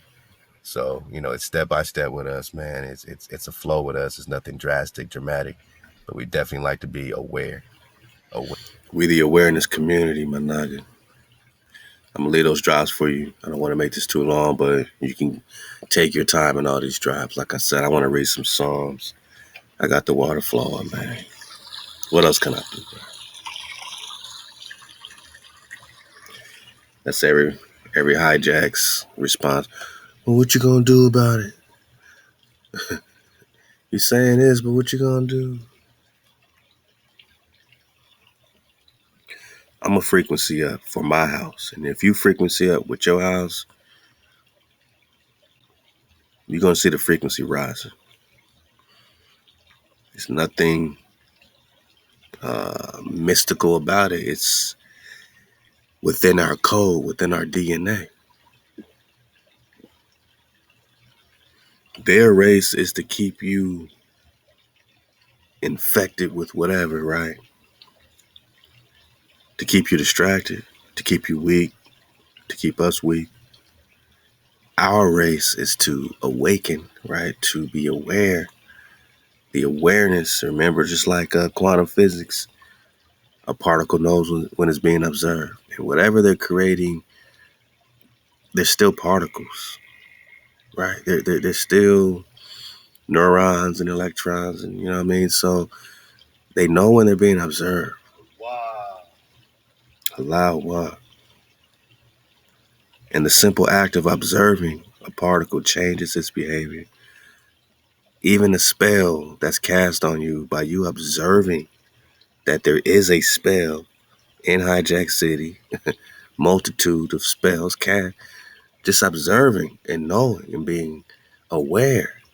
That observation, that awareness, that measurement changes the behavior of the particle. Halal HaWah. Now it collapses the wave pattern. And it has to be different than what Hijack City wanted because they didn't expect you to be aware. So your awareness and collapsing the wave pattern, it can't collapse the wave pattern at the same exact point that Hijack City had planned when they were doing all this planning, because they planned it with the clause that you would not be aware, that you would be asleep, that you would be distracted, that you would be, too depressed and sad and lonely to care about them dumping particles in the sky and in the water supply and in the food supplies. You're the frog in the pot. The pot is boiling, but you've been in the pot so long, you was born in the fire. You was born in that hot ass pot. You're used to that hot ass pot. You're used to being sprayed with diseases. You're used to it. You're used to being malnourished, manage. The sky blotted out. You can't get real sun. You're used to not getting real water. You're used to not drinking real water. You're used to the oppression, the savagery, the genocide, the death, the cycle. You're used to Hijack City. So you're in the pot. You refuse to jump out because you're afraid of what's outside the pot.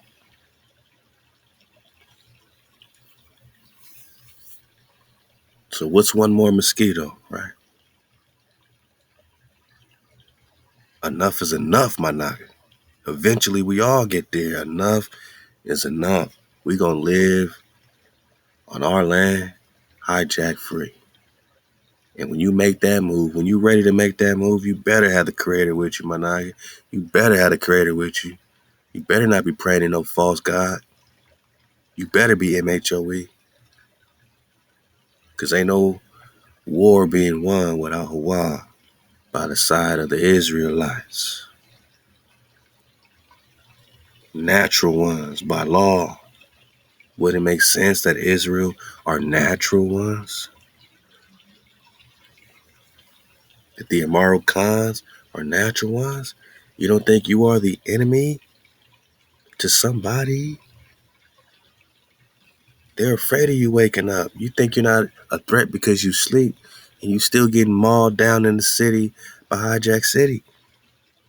And the projects in the ghettos and the hoods, we still getting mauled down by the entire system of shit, right? The entire system of shit. I'm tired of it. You tired of it. I'm tired of looking at it. I'm tired of driving through these neighborhoods, looking at my people in such a sad state of disregard.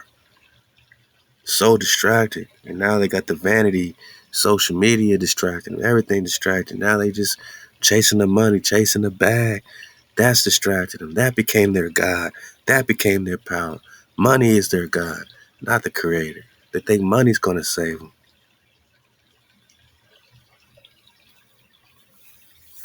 Psalms 42, my niggas.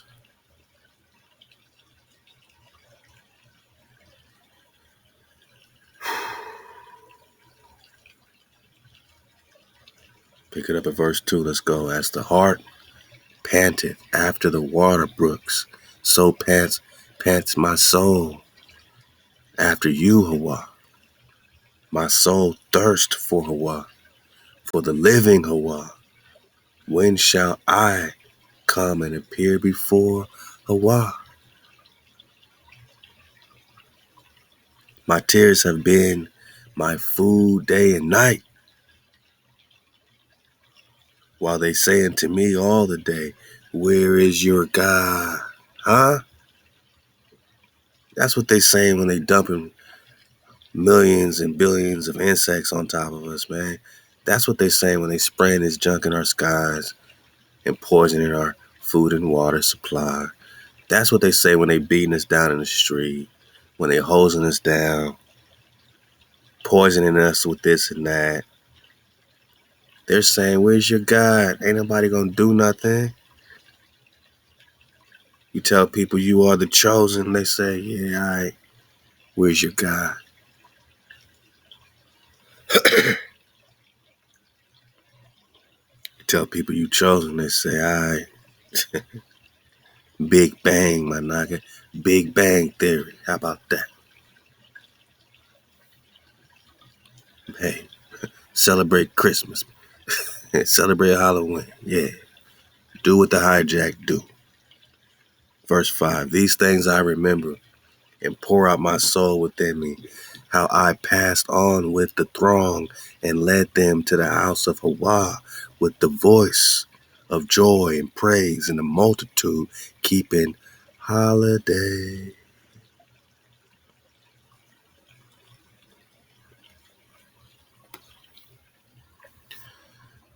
See, this holy day was a holy day. This ain't their holidays. They hijacked everything from HaWah's people, right? You hijacked everything. Your holidays are a hijacked version of our holy days, right? Your Thanksgiving is a hijacked version of us having Thanksgiving, giving thanks to the Creator. You're taking everything, the idea of having chosen Nagas, you took that and created a whole duplication of that, and now they got some war with each other, right? So the voice of joy and praise, a multitude keeping holy day. Why art thou cast down, my soul? And why moans thou within me? Hope thou in HaWah, hope you in HaWah, for I shall yet praise him for the salvation of his countenance. Why are you cast down, my Ruach, my soul? I'm talking to my soul. Why are you moaning within me? Hope in HaWah, for I shall praise HaWah for the salvation of his countenance. Oh, my power, my soul is cast down within me. Therefore do I remember you from the land of Jordan and the Hermons from the hill of Mizar. Deep calleth unto deep at the voice of your cataracts. All your waves and your billows are gone over me. By day HaWah will command his loving kindness, and in the night his song shall be with me, even a prayer unto HaWah of my life. I will say unto HaWah, my rock, why hast thou forgotten me? Why go I mourning unto the oppression of the enemy, under the oppression of the enemy? Sounds like Edris, how long shall we endure? Love to MHOE Dizzle Fitty, man. All my cons that I know are most high over everything, man. I'm renaming y'all, man. Y'all MHOE, man. I'm putting the MHOE in front of y'all names, man. MHOE Ma, MHOE Yosef, what it do? MHOE Dizzle, what it do? You already know about MHOE Ty Bazan, Halal HaWah, Soul Bone Podcast. Let's go. This is how we feeling.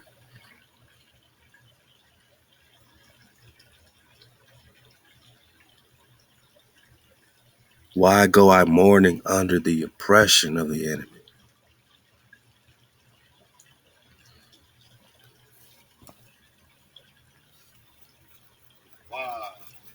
Why, verse 10, I was saying to Why, my rock, why have you forgotten me?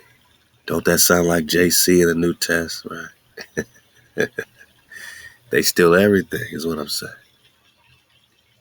And this is not just coming in some last words on the cross. This is how we feel under the oppression of the enemy as a people.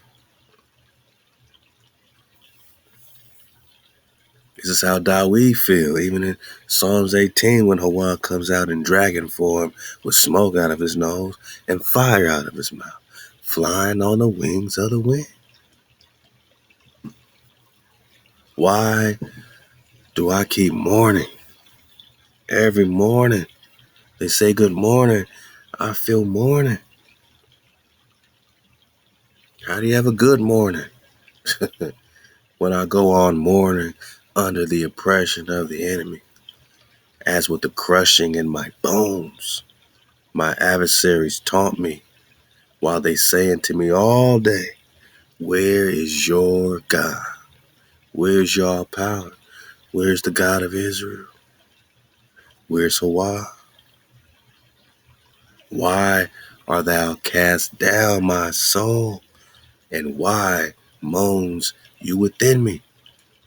Hope you in HaWah, for I shall yet praise him, the salvation of my countenance and my power.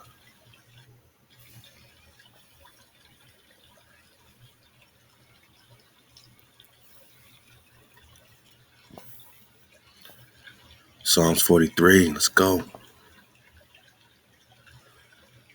Be thou my judge, O HaWah, and plead my cause against an ungodly nation. O deliver me from the deceitful and the unjust man. For thou art the power of my strength. Why hast thou cast me off? Here we go again. You can't tell a Naga not to feel like this in the hood when they got 2 million fruit flies dropped on their head bone. Spraying on our skies, we feel like HaWah. Why have you cast us off? Why are you allowing this? You know, we got people that go missing, people that get slaughtered. We like HaWah, for you are my strength. Why are you casting us off like this? Save us from, deliver us from these deceitful, unjust hijacks, claiming that they're doing something good for us by dropping insects on our head. Why have you cast us off? You see, that question is answered when you keep the code. You don't have to keep saying, why have you cast us off? You could say, HaWah, please accept our sacrifices of righteousness. You know why you was cast off. Because of our righteousness, our lack of righteousness. So the code is the only way to restore the bond between us and our secure breath, our wow. We cast ourselves off. It's not the Creator doing nothing to us. It's our outer coldness as a unit, my nigga. But as individuals, we can be accountable for ourselves, our families. That's a whole work in itself, if you know what I mean, with family, right? But that's the work we put in, and that's the examples we set. And then we spread that to the homies around us and the houses around us, and the community now starts to get the vibe that it doesn't always have to be about demon time to sell these records. That's not what the Nagas really want to hear. We want to hear about the uplifting from being under the oppression of our enemies, man. We want that tribe up music. We want that vibration music. Verse 3, oh, send out your light. Let's go. Your truth. Let them lead me. But you can't send out light to a blind Naga. You can't set out truth to a deceived Naga. That Naga gotta already be seeing the light. That Naga gotta already be tapping into their dragon. That Naga gotta already be searching and investigating and seeking the truth, seeking HaWah. Let them lead me. Let them bring me unto the holy mountain, into your dwelling places. Then will I go unto the altar of HaWah, unto HaWah my exceeding joy, and praise you upon the harp, O my Creator, my power. Why art thou cast down, O my soul, and why moanest thou within me? Hope you in HaWah, for I shall yet praise him. Amah Ba, the salvation of my countenance, my power. See, we don't go to JC for our salvation. We hope in our Creator for salvation. We call on our Creator for salvation. We don't put it in JC's name, Yeshua's name, Yahweh's name, Yeshaya's name. None of that. You go to the Creator. MHOE. That's rule number 1. If you're tired of being cast off, follow rule number 1. Most high over everything.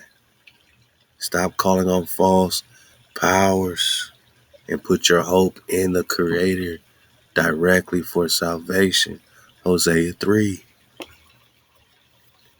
That's why you gone a long time without a con. What do you need a shepherd for? You ain't even listening. What you gonna do to that shepherd? You gonna hate that shepherd for telling you the truth. You want the truth, you want the light, you gonna hate the light. You gonna hate that truth. The truth is you're gonna hate the truth when you hear it. They say the truth will set us free, but it's also gonna piss a lot of people off. Some people gonna hate the truth. So you need salvation from HaWah to guard you from your enemies, from the frequencies that hate the truth, that want you to be still asleep. Last song we'll get is here, man. Song 44. HaWah, we have heard with our ears. Our fathers have told us a work you did in their days, in the days of old. Thou with your hand, you with your hand did drive out the nations and did plant them in. You did break the peoples and did spread them abroad. For not by their own sword did they get the land in possession.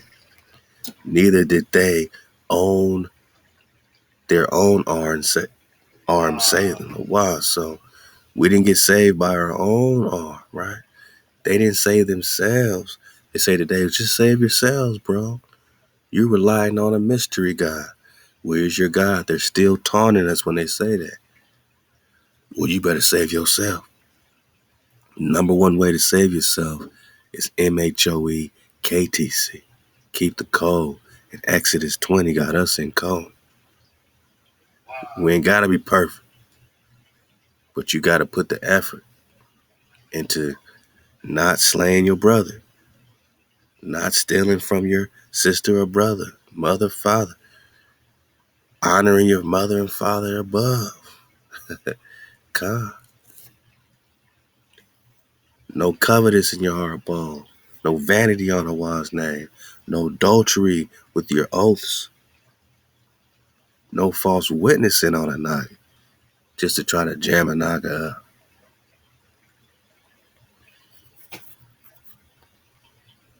Neither did their own arms save them, but your right hand, JC, no, your right hand, Muhammad, no, your right hand, your arm, and the light of your countenance, because HaWah was favorable unto them. HaWah are my king, O HaWah, you are my king. Command the salvation of Jacob. Through you do we push down our adversaries. So when you ready to push back, you better have HaWah to have your back. You better have your salvation. Jacob, I'm just talking to Jacob. Yaakov, HaWah, you better have your salvation intact. You better not be worshiping no idols. Through HaWah do we push down our adversaries. You can't be out of order with this. I'm going to take it to the streets. Without the Creator? I don't think so. Just do it yourself, man, you know.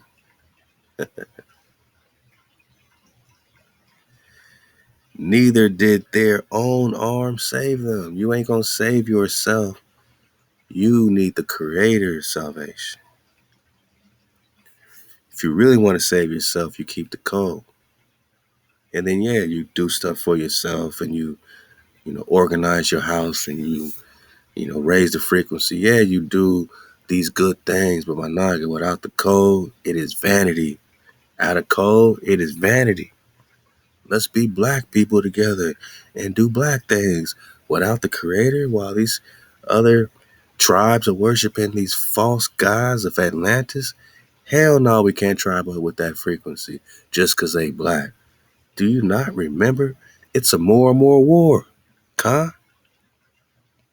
That black person's frequency might be completely opposite than anything the Creator, has for our salvation.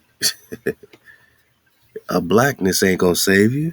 Your own arm can't save you. Neither can your blackness. Command the salvation of Jacob, right? HaWah is the king. Through thee do we push down our adversaries. Through HaWah's name do we tread them under that rise up against us. Oh boy. So when you're calling on false gods, foreign entities, you calling on JC to tread the hijack? JC is the hijack. We talking Zeus, right? E-Zeus? Hell Zeus? Jesus? Come on, man. What do you think these hijacks brought over here to America, man? They're gods. Where would they hide them? In the churches. Would they invent a letter J? Yes. Without the letter J, what do you have? Zeus. Body bag for the illusion. Zeus is hiding right there in the Christian church, right? Nah. Through HaWah's name do we tread them under that rise up against us. Entomological war. Entomological war. Through HaWah's name do we tread them under that rise up against us. No weapon formed against us will prosper, Khan. For I trust not in my bow, my AK-47, my machete. Nah, man, neither can my sword save me, but thou hast saved us from our adversaries. The Creator. You can have all the artillery you want. Without HaWah, it is vanity. and it is useless because that's been proven. Or else you would have been saved your own ass. If you could save yourself, you would have been saved your own ass. We need to police our own community.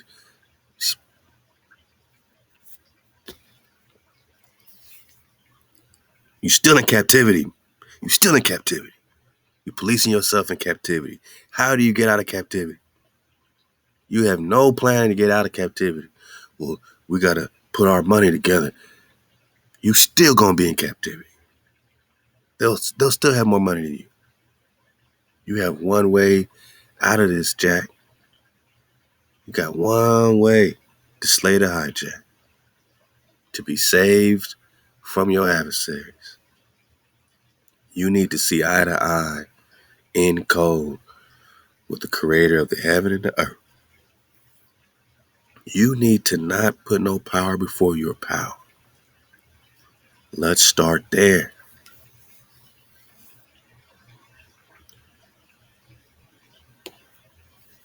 HaWah has saved us from our adversaries, has put them to shame that hate us. In HaWah have we glorified all the day, and we will give thanks into HaWah's name forever. Yet thou hast cast off and brought us to confusion, boss, and goes not forth with our host, and makes us to turn back from the adversary. Damn. And they that hate us, entomological warfare, spoil at their will. 2.4 billion mosquitoes dumped on your head. They spoil us at their will. Not in a good way. In an old sandwich left in your refrigerator from last year type of way, my nigga. They that hate you, man. Hate. Hate why? Because you are Jacob. Psalms 83, they been confederate against you, against the kingdom of Judah, against the kingdom of Ephraim. Two sticks got to come back together, Khan. Because they that hate a naga are hijacking a naga at their will. Verse 12, thou hast given us like sheep to be eaten. Ain't this what we saying? We feeling like this? And has scattered us among the nations. What? What other people can claim to be these people scattered amongst the nations in all of these captivities? Thou sells thy people for small gain. Talking slavery, man. You think HaWah is gaining off of this, man? You think HaWah's happy about this? Or is he teaching Nagas a lesson to this day when we choose the gods of Hijack City over HaWah, Halal HaWah, and has not set their prices high? Thou makes us a taunt to our neighbors, a scorn, a derision to them that are around about us. Thou makes us a byword amongst the nations. They call us black now.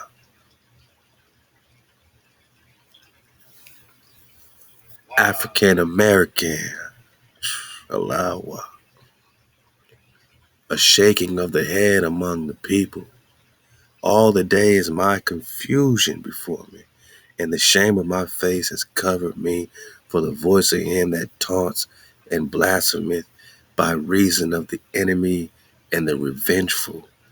All this has come upon us, yet have we not forgotten you, HaWah, neither have we been false to your covenant. What I say?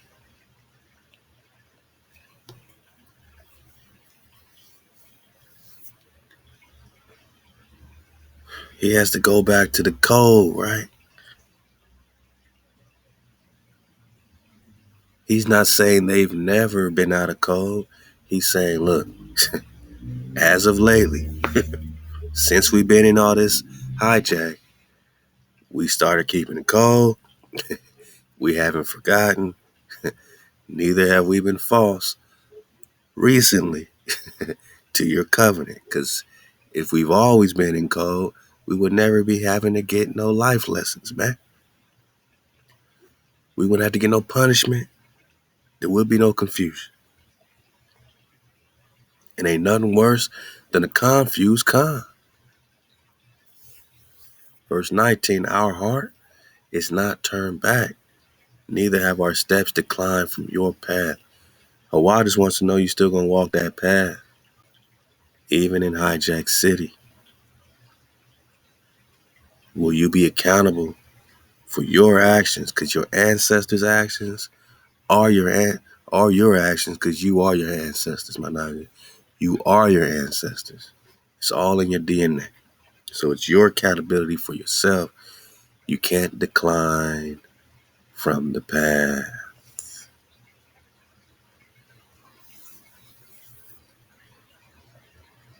Yeah, it's hard. Yeah, it gets lonely. Yeah, you feel broken sometimes, but you are not broke, my nigga.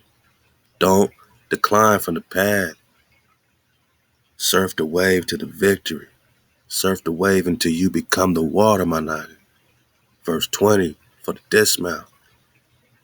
Through thou, though thou hast crushed us into a place of jackals and covered us with the shadow of death, if we had forgotten the name of our power, or spread forth our hands to a strange God, would not HaWah search this out? For he knows the secrets of the heart. So he took it right back to MHOE. How many of us are spreading our hands to a strange God to this day in these churches and in these mosques? And ain't none of that saving you out of captivity, right? But you're afraid to try being MHOE.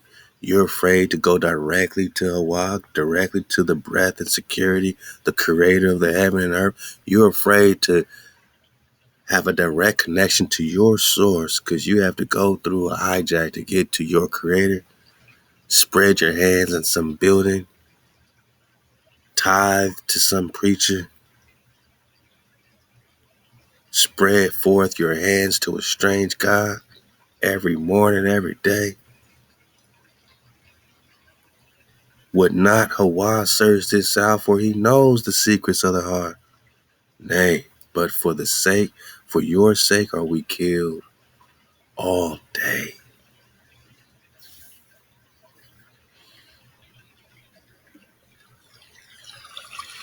Rise in power to all my niggas in the slaughter, man. Rise in power to all our loved ones. And it's not just physically killed, it's spiritually killed, it's emotionally killed, it's draining in the hijack city. We feel like, damn, I got through another day. Damn, I gotta rise and face this again. Deuteronomy 28. At nighttime, you're gonna wish it was morning. Morning, you're gonna wish it was night. You feel like you're being killed all dang day, right? We are counted as sheep for the slaughter. Awake, why sleepest thou, O HaWah? Arouse yourself, cast not off forever. Wherefore, or why are you gonna hide your face? How long is this gonna endure? Right? Don't sleep on us, HaWah. Don't cast us off forever, HaWah. Arouse yourself. He's asking the creator, like, don't sleep on us. Wherefore hidest your face? Why are you gonna hide your face from your children and forget our affliction and our oppression? For our soul is bowed down to the dust. Our belly cleaves unto the earth. Arise for our help and redeem us for your mercy's sake, HaWah.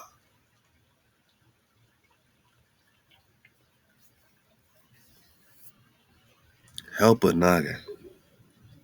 Help the tribe. Because we are no longer spreading forth our hands to strange gods. We are not declining from your path. We have not forgotten you, HaWah. Neither have we been false to your covenant, because we KTC.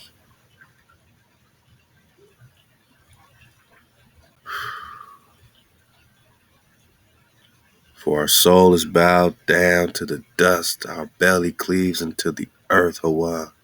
Arise, Kum, for our help. Kum means to rise in Hebrew. Kum for our help. And redeem us for your mercy's sake. Halal HaWah. Wow. Halal HaWah.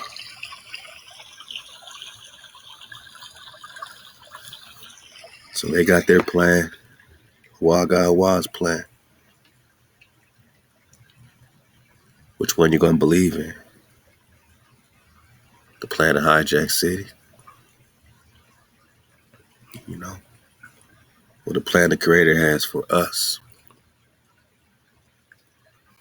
We keep rising for the dismount, just getting a couple comments through on the way out the door. You know what I'm saying? Y'all keep them coming in, and we do our best to make our comment section hijack free. So hey, if you're still able to even leave comments, man, clap it up, because YouTube be jamming up the comments a lot of times.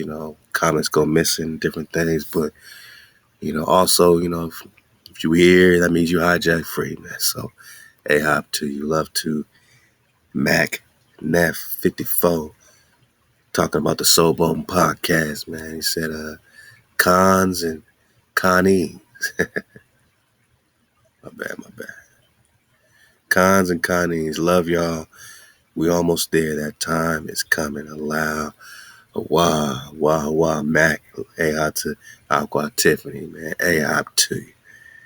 Oh, man. Shout out Epo. See, I don't know how to say the whole thing, but Epo. Last night I was wondering about one plus or one or okay.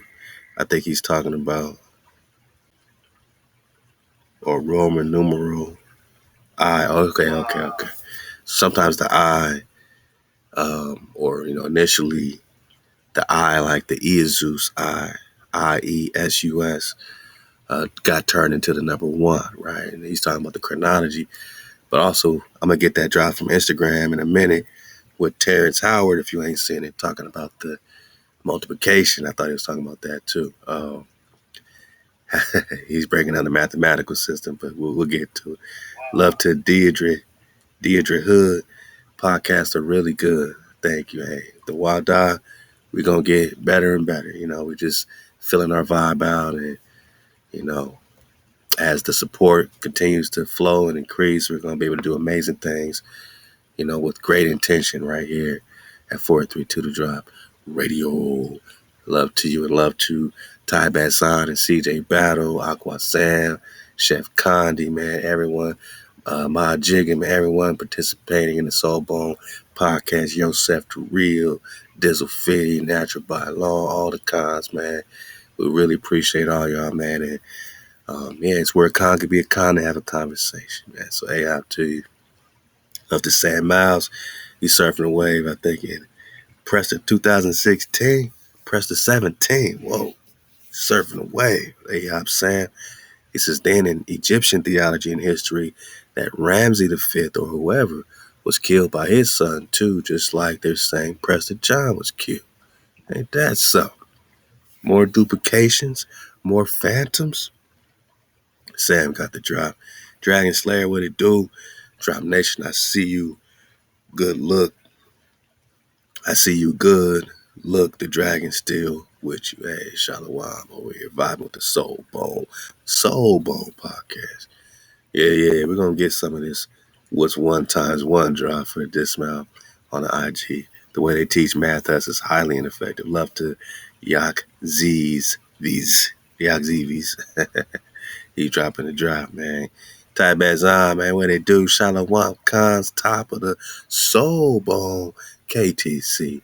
MHOE, Tabazan. MHOE, Tabazan, what it do, man? We KTC, MHOE, Shalawam, Shabbat, Dizzle Fitty. MHOE, Dizzle, what it do, man? Blah, blah, blah, blah, what it do? Hey, drop, how do I catch the full episodes? I apologize if you addressed this already. Though we haven't dropped the full, the complete episode. We're going to get our flow together, what I'm saying, on when we drop them. We're about to film a whole new one, man, so look out for that. We're going to keep them dropping every single month, but I will be dropping the full episode soon, and pretty soon we're going to do like a membership flow to where, like, for $1 or $2 or however we do it, we'll have the full episodes already ready, and that membership page will help us, what I'm saying, supply the podcast, supply the episodes and keep the flow going. So we're going to find a cool way to do it. But ThaWaDa to all the support. We're also going to have, we're going to open up the sponsorships. So if you got, good companies, man, and, positive, flows and different things you want to advertise, you can do that with the Soulbone podcast. We can drop little ads as we drop our drop, you know what I'm saying? And that's our way of supporting you. And you can, join the sponsorship flow, to support us, man. And we can just make it grow, make the tree grow, man. Aha, my Naga 7461 MHOE. That's all we're talking about, man. Everyone running a program, most through influence, not on creation, analyze people, and you can know a lot about them without you speaking. Choice, negative and positive must be. Manipulation of our minds keeps the vibration low. Whoa. I am banging, you popping off, man. They all vibing with the soul bone. Al Walker, what it do? Keep the code. Shalom, my Naga Khan, the Khan family. I appreciate you. We appreciate you. Big Charles Johnson, what it do? Knowledge is power. Proper education always corrects errors. Peace, indigenous, my Naga. Amaru Khan. All the Khans, man. Ethan Samuel, man. Shalawam, man. Cali Street. Texas hard, man. That's how we flow, man. You know what I'm saying? Love to Kelly or Kajeli. And love to Papa Daddy, man. With that comment, we talking cometas. We talking meteors, boss. For the dismount. There's a lot going on the IG. So make sure you're over here. If you're on IG, you highlight us on IG, because y'all drop so much drop. I can't even keep up, man. Whenever I'm checking in, I just see major dropola over here, man. Love to the fam. Sibs, man. Sibs always be dropping. Sibs on the instant. And it's a beautiful right in your face bone. This beautiful tree stump. You could just see, man, just a whole civilization living on top of a tree. Ain't that something? All the energy, the frequency they getting from this tree. This is the city of Ahmadiyya, located in northern Iraq. It's the only city that cannot grow, cannot expand, as it is built on top of an ancient tree stump. This 1,400-meter tall stump is above sea level and includes 5 ancient gates to reach from ground level to the city on the stump. And what do you think is within this tree? And again, think about the cave systems. All the caves are just the roots of this giant tree. So the ancestors that were living in the caves and all that are still living in their tree or a tree. You know what I'm saying? Either the roots, just like they had the branches at one time, and the fruit, right? Popping off, popping off. All right, listen up, man. This is crazy talk. Love to forbidden heritage, man. Listen up, man. Frank Fugliese, former FBI, right, assistant director, counterintelligence. He's gonna say something you might want to hear, boss. Everyone knows you're from here, boss. Let's go. Gluzzi just said on MSNBC.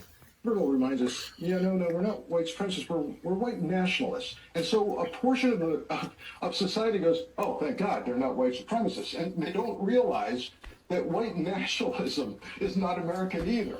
So, it's a notion that we should be living separately, that maybe we carve out a part of the United States and put the whites there and stick the blacks elsewhere or move them somewhere. They should go back where, quote unquote, wherever they came from, which was here. So, Whoa. Quick slip. What my man Zion Marley say, man? He said, LOL, bro, got the sleight of mouth.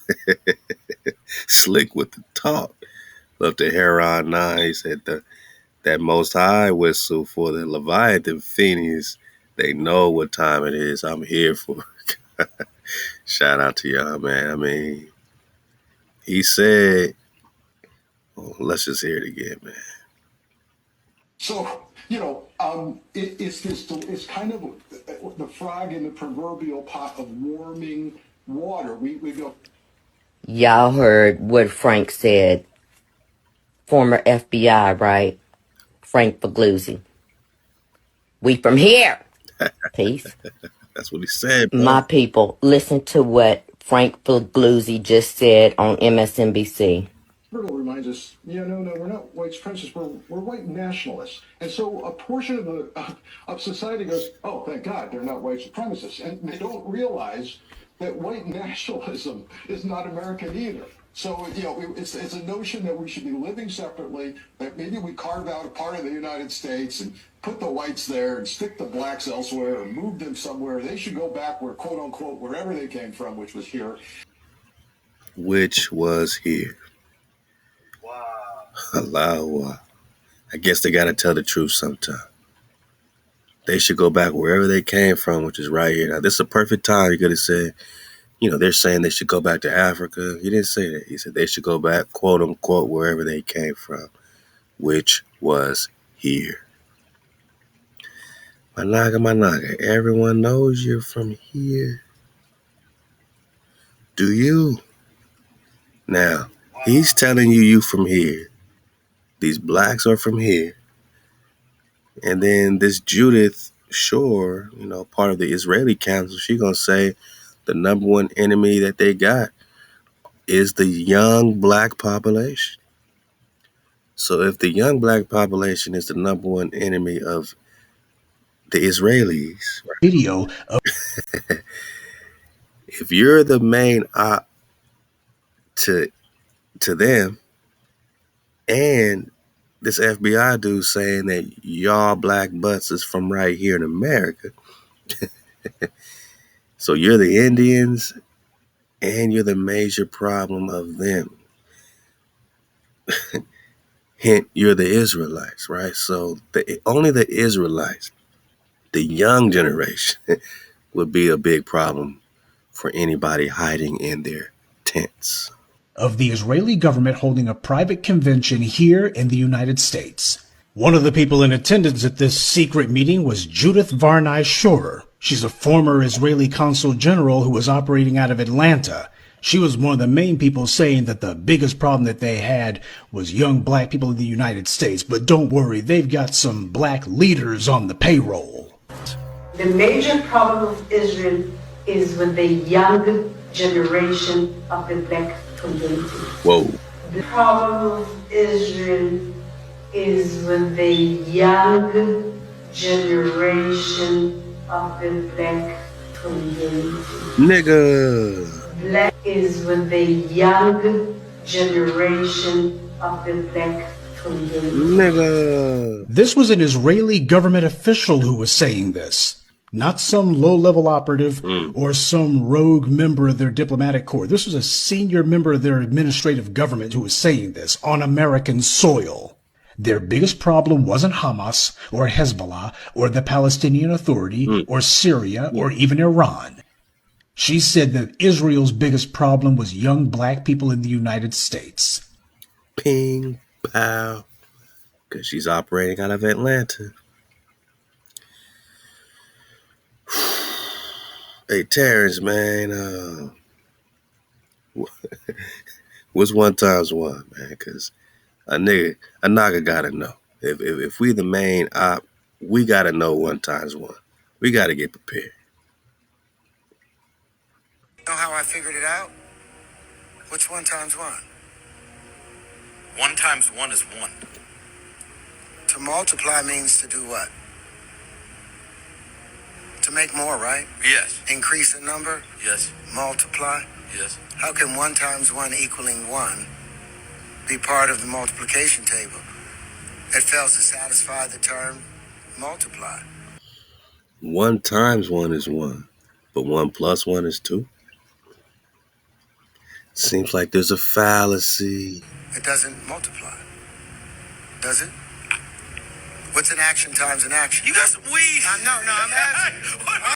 Now, don't let these immature co-hosts throw off the frequency. He's going to handle it just fine. But the first thing they do is they get triggered and they start trying to crack jokes and say, man, you got some weed? Oh, man, do. That's too deep. It's okay. We're going to smooth y'all out. I'm asking reason. Reason. Reason. I don't know. What's an action times an action? A reaction, right? Okay. Have you ever seen an action times an action without a reaction? Have you? No.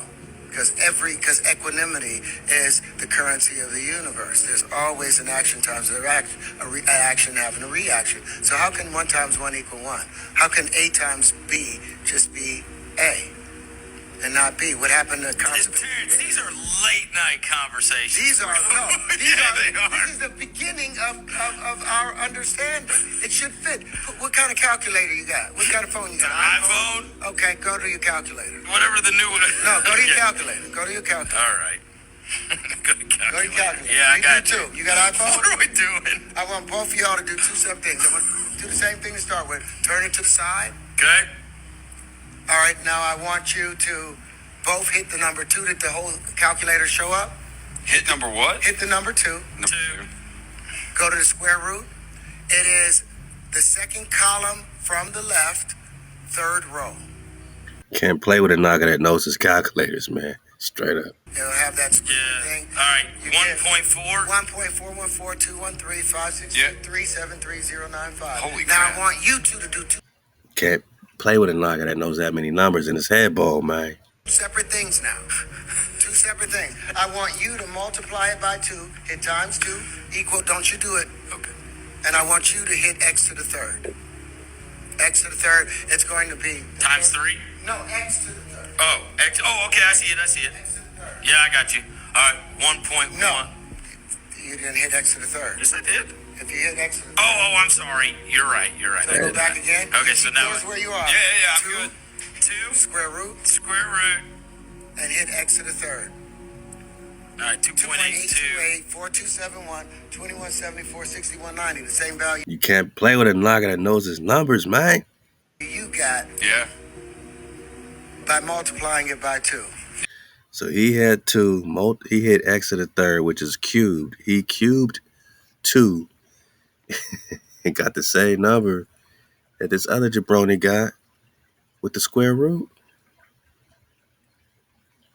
We got to make it make sense.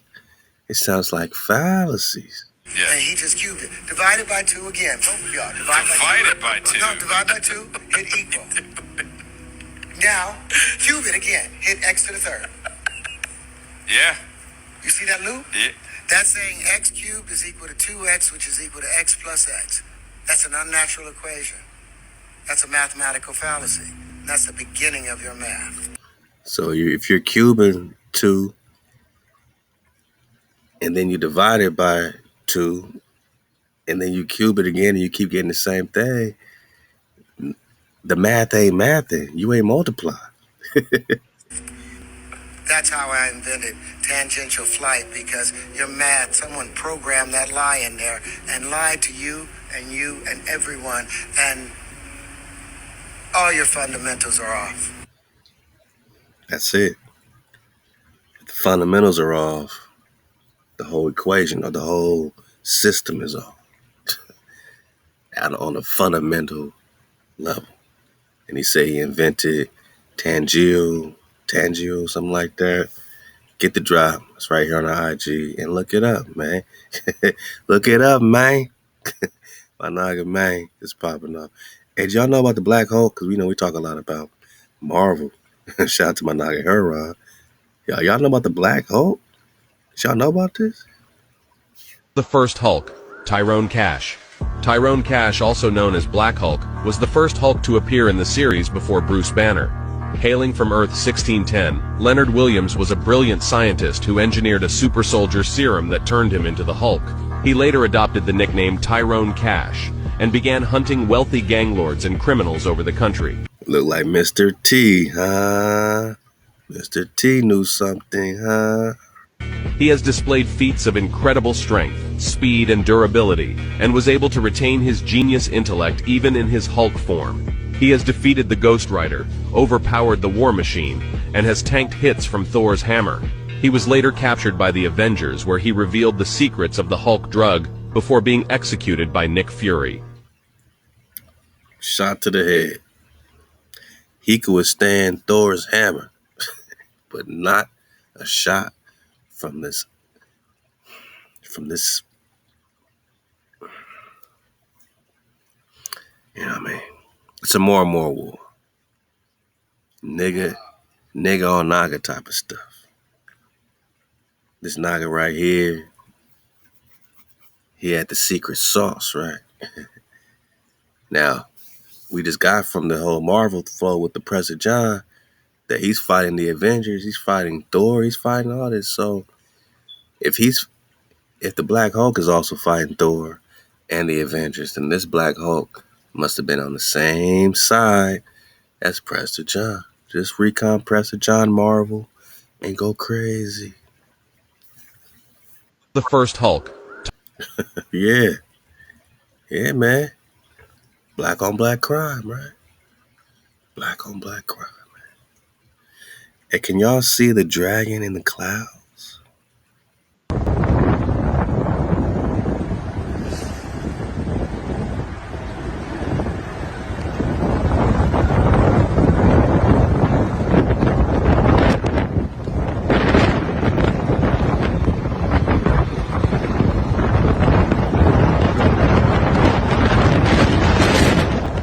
Pay attention. Pay attention.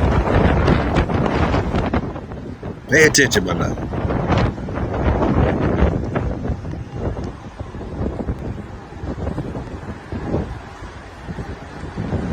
Yeah. Yeah. And you go see this little outline, or long outline, this dark line that goes.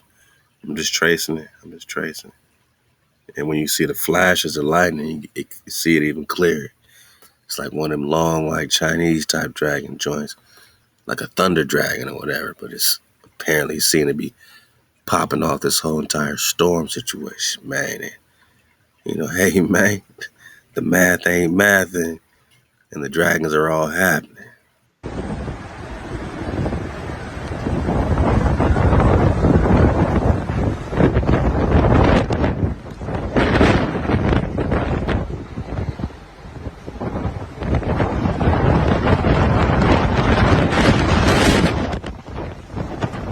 Hey. Yeah. Do you see clearly? Hey, Flat Drop 101, let's get it. Check out this demonstration of day 3 of creation. Day 3 was after the Most High had created the firmament in the midst of the waters. This experiment shows the gathering of the waters and the appearance of the dry land. Not only does this video demonstrate day 3 of creation, but it also shows you the 4 pillars of the earth. But watch what happens when he plugs up the top of the firmament.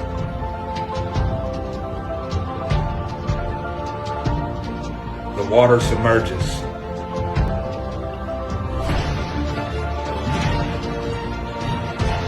That's crazy. So the firmament's created, but when it was finally plugged up, you know what I'm saying, that's when you have dry land appear. At least we got experimentation. Templar up. This represents the dry land. The dry land starts to appear.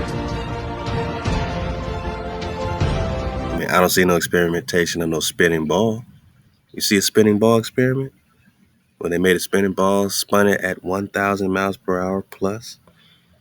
and kept the water from inside the ball from flying out the ball without a solid expanse like the firmament, and then make that thing go in a circuit at 67,000 miles per hour on a wobble, and then put some type of representation of gravity, some type of magnet to have people to have regular life happening within it that doesn't feel any movement.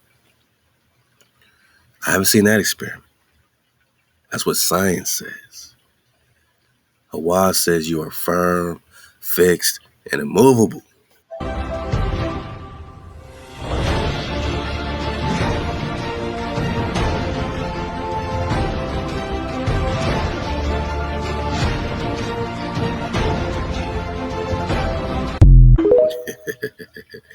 My naga had the lock scarf, man. He twisted his locks to face protection, man. That's what's up, man. Oh man, we popping off, man. I mean, you surfing the wave. You surfing the wave, man. Again, we gotta dig more on these stargates and seals and stuff, but surf the wave on the IG. You just never know what you're gonna find, man. Nagas is dropping it all the time. Loves to the con sibs again, man. Water beneath the waters. Oh, Chef Candy always got. Oh man, she had her spiced cumin mashed potatoes. Look out for our next Sobo segment. Chef Candy's gonna be breaking down some of her recipes, cause a con really wants to know how to eat, how to impress. You know what I'm saying? How to cook fancy, but yet cook, light and discreet and flow. Make sure you digging MHOE.clothing and to get the new embroidery, man, and different looks from the Con Ma Jigger, MHOE Ma Jigger, futuristic logos, most high over everything. You dig? X marks the spot. Always flowing, man. It's always hot. MHOE.clothing. We're just gonna keep it flowing, man. You know.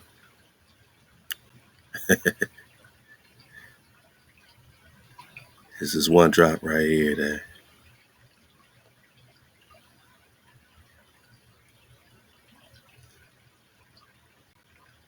where's it at?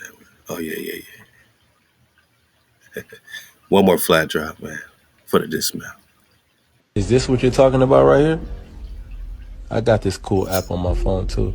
I like how you can zoom in and do like the 3D and look at the city and everything. But my issue is that when you zoom out and you go into outer space, this Earth that we live on turns into a cartoon. This is a cartoon now. Where is the real Earth? Oh, that's right. Space ain't a real place. That's why this camera doesn't go into outer space. In fact, I'm going to show you right now where these images come from. It's not that they wouldn't use the magical floating satellites if they could. It's that they don't physically exist, nor does the globe. They have been sending these up one at a time since it all began. I will allow them to explain it. It's also the genesis for NASA's newly developed super pressure balloon. The reason for super pressure ballooning is they have absolutely stable altitude, day, night, and it doesn't matter how cold the atmosphere is. They are sealed. So your shape is always the same, you always displace the same amount of air, and therefore you have the same amount of buoyancy all the time. NASA's been using balloons for science research for over 30 years. The exploration that can be done on balloons is continuing to grow. The standard balloon that I fly is about 660 feet long when it's made. So let me get this straight. It is now public knowledge that they send up satellites on massive helium-filled balloons. Is this what you're talking about right here? Look, man, shout out to Mandy May. My bro Robert Sal, what it do? MHOE Salazar, man. He said 100. Hashtag facts 100 proves the Earth is not a globe. Look out for us, man. Wow. Oh, man. Shout out to XX Strong. He says, my pops is an aerospace engineer in a facility that NASA contracts with. This is more true than people know. The fact that over 95% of data travel worldwide through undersea cable is the proof. And if it's traveling undersea cable, you think it's traveling over curvature of the earth and the core of the earth, or is it just flat?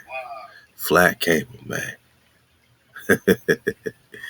Flat planes, man. So, man, we popping off, having a good time.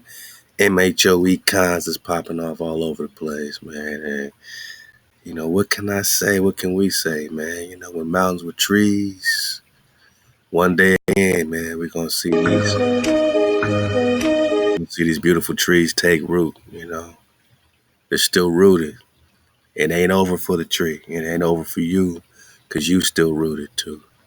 And you got eyes to see clearly, like, clearly this ain't no, whatever they call it. We are looking at giant tree stumps when we look at these things. With mountains are trees, man, go get that 2016 series, man. We did like 10, 11 parts on this. Had a good time doing it, man. You see clearly, man. When mountains were trees, man. When mountains were trees. They got that water. We're gonna dig on Mount Roraima some more. Bang! As soon as I said it, man. Halal HaWah.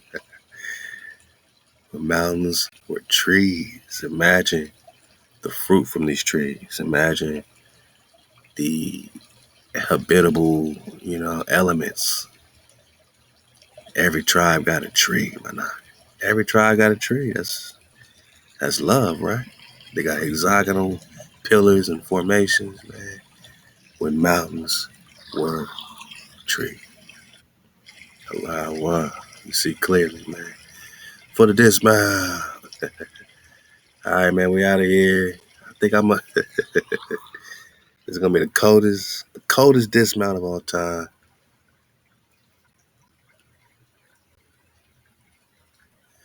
We're gonna dismount on this syphilis talk because we've been talking about warfare, disease. St. Christopher, right? St. Christopher. So we gotta dismount back to Christopher Columbus, back to Saint Syphilis. This is the dismount of a 2019 drop called Syphilis. Esteban the Moor, Shepherd of Atlantis, Alcathous, Leprosy, Bael, them J's, man. Surf the wave. We out of here, babe. Christopher is said to do what? His most famous legend tells that he carried a child.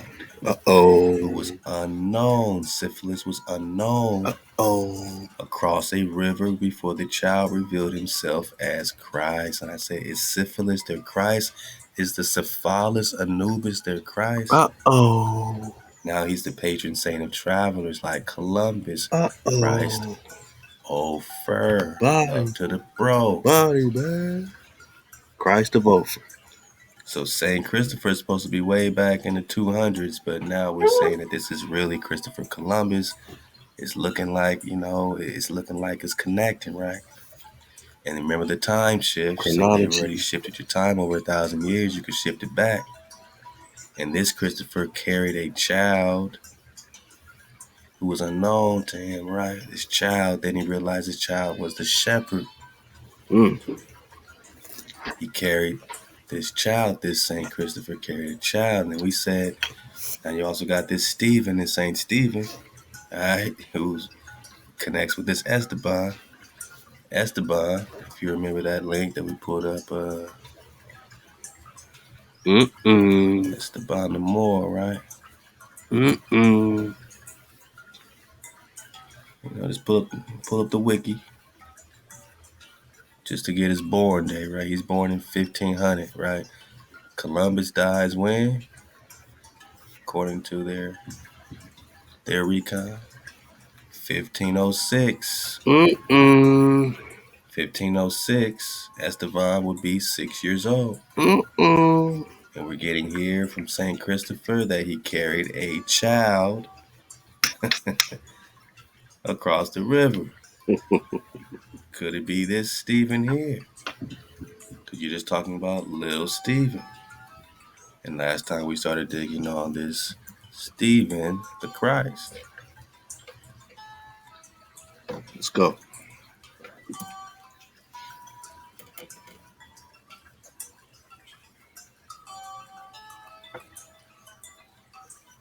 Christ-like martyr.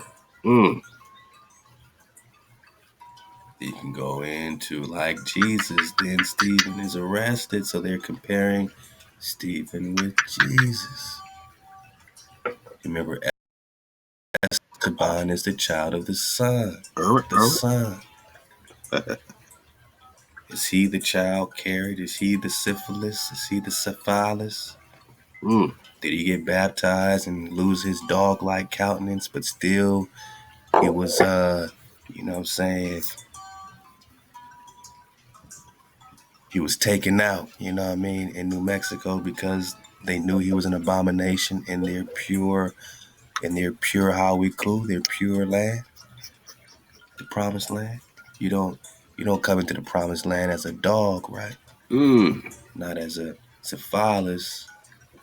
I mean, we're just talking Stephen the Christ. Mm.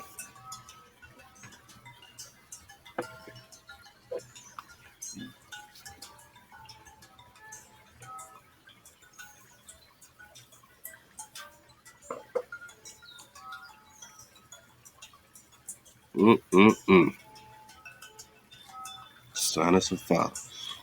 So this would be Stephen, and this would be Saint Christopher or Columbus, the dog-headed. So we say, is Columbus a syphilis? Is that why he died of this syphilis, right? Is it because he's already a syphilis? Is that why he died of what they're calling sexually transmitted diseases? Son of Syphilis. And why is Stephen venerated? Is he the one that was brought across the water?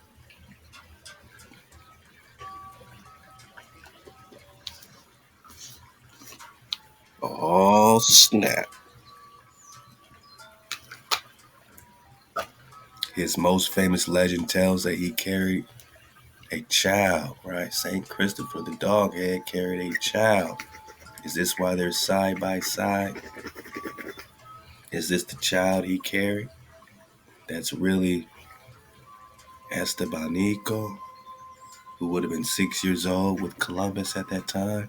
He was sold to a Spanish nobleman, Mustafa Zamore. We're just talking more, right? We're just talking more, which means we're only talking with permission of the Pharaoh, under the Pharaoh's permission, under Pharaoh's permission, under Pharaoh's permission. Moroccan Empire is not just over there in the tip of Africa right here. All this is Morocco.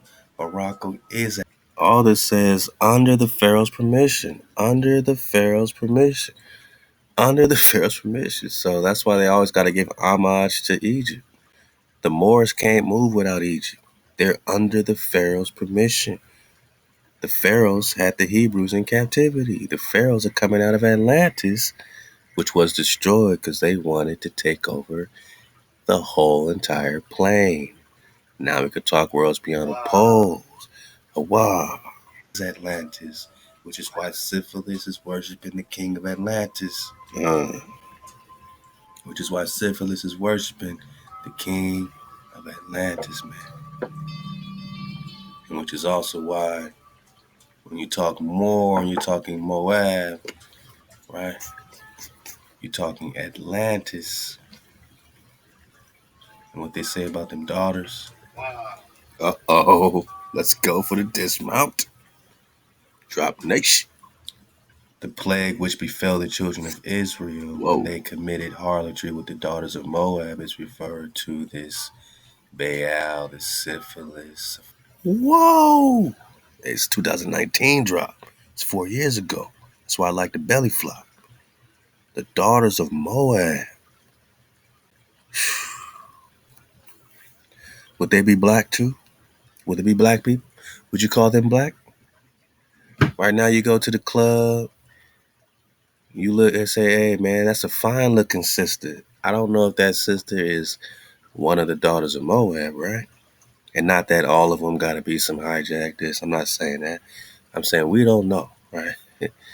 We always look at our, our Nagas and, okay, he's with this white girl, he's with this, but you know, you're looking at it from two dimensions. You're not seeing the bloodline heritage and these curses and all these other things that's happening between us and us, right? People that look just like you. These daughters today would be any so-called black girl wherever, right?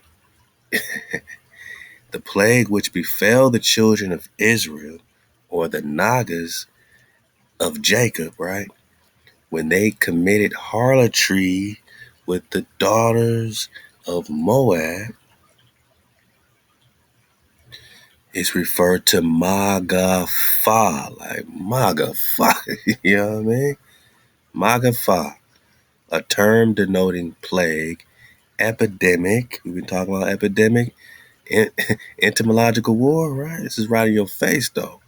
Or infectious disease in general. Presumably, this particular plague was a venereal disease like syphilis, probably one resembling syphilis. Baal, or the yaws, is still epidemic among or endemic among nomadic peoples in the Middle East today. So this plague was specific to the daughters of Moab, my nigga. So when the Most High is talking about mixing in with these other nations, it wasn't black or white or she got this hair, she got that hair, she ain't no black girl. I want to see a black family. That's because you sleep. You want to see a tribe, you know what I'm saying? Now this don't mean to go crazy and go mixing crazy just because people that look like you're not supposed to mix with them either if they looking like you and if they're of certain tribes. Why? Because the Most High don't like Moab? No. But because of the plague, my nigga. Because of certain things that are already in, you know what I mean, in action. You know what I mean? If these daughters of Moab, whoever they are, already were plagued with this Baal, and I said, oh snap, Baal, they call it Baal, Beyel, is another name for syphilis, which connects back to the sinus of fathers, dog-headed, back to the Egypt Anubis flow, and they could only move with permission of the Pharaoh. Don't you see the connection, bro? It's called Baal.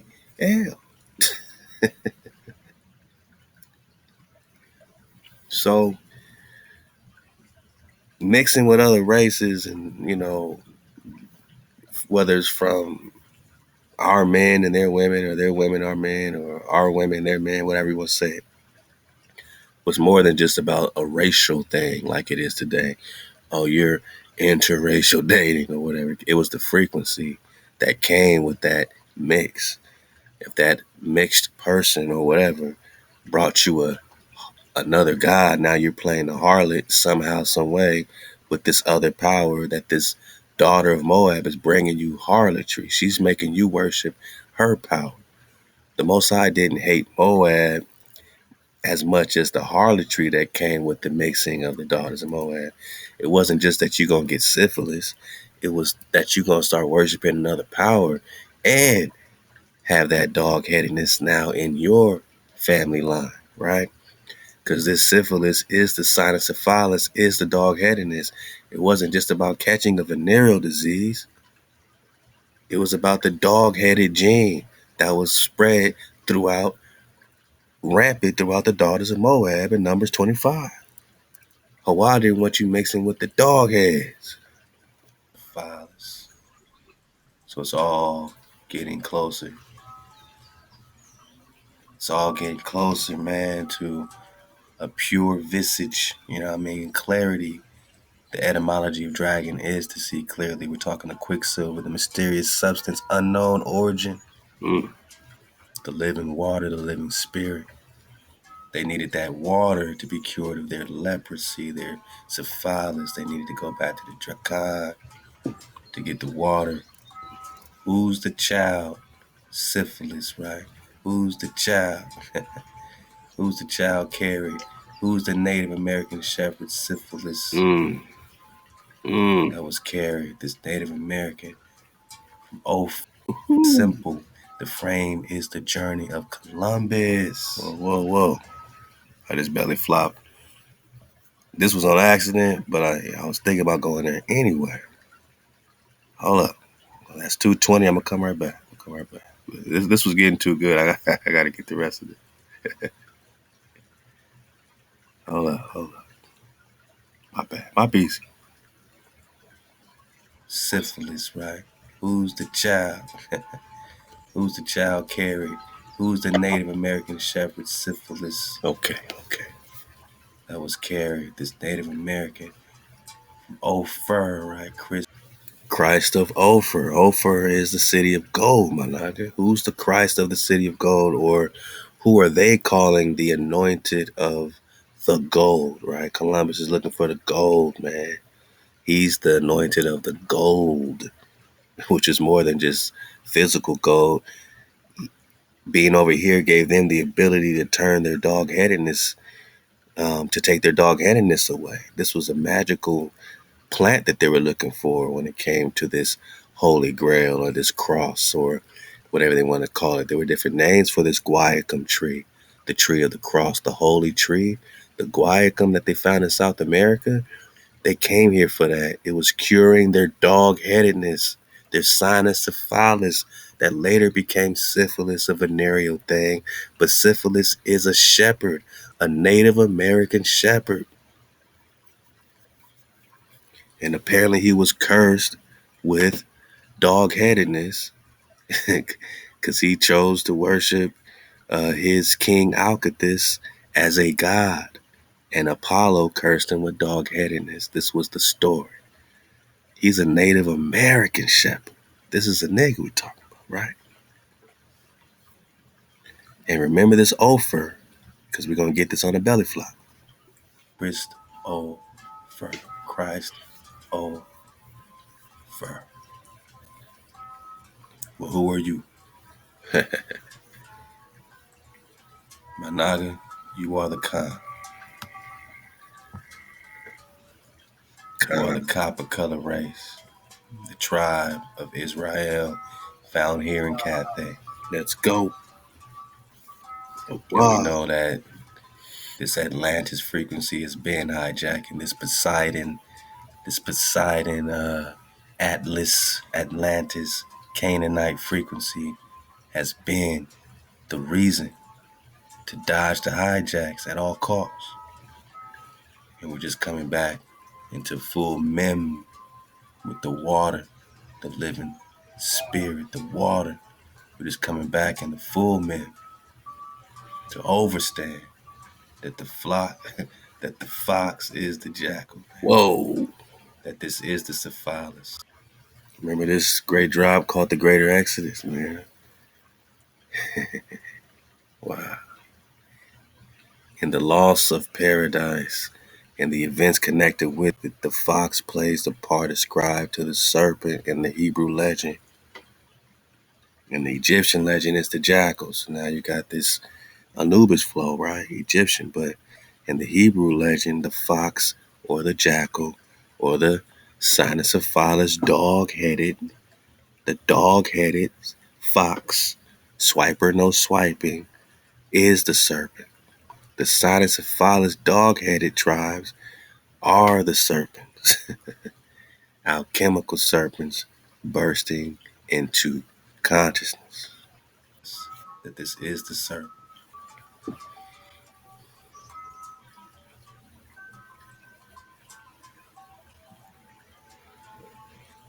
That this is the dog-headed saint. Syphilis. The reprobus. With the head of a dog.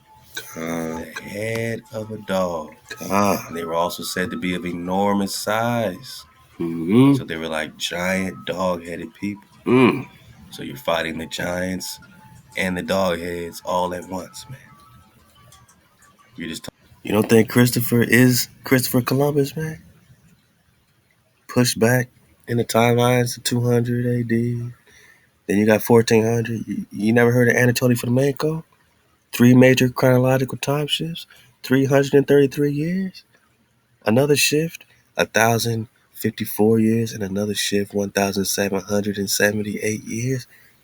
1,800-year time shifts are happening.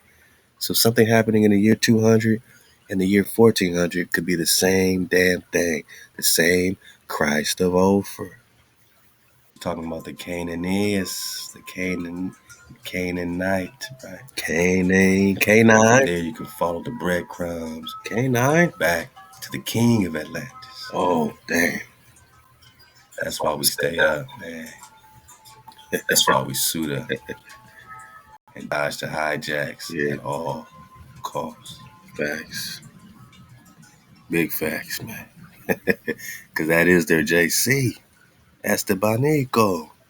And what did we just see here at the 220 mark for the dismount? Best dismount of all time.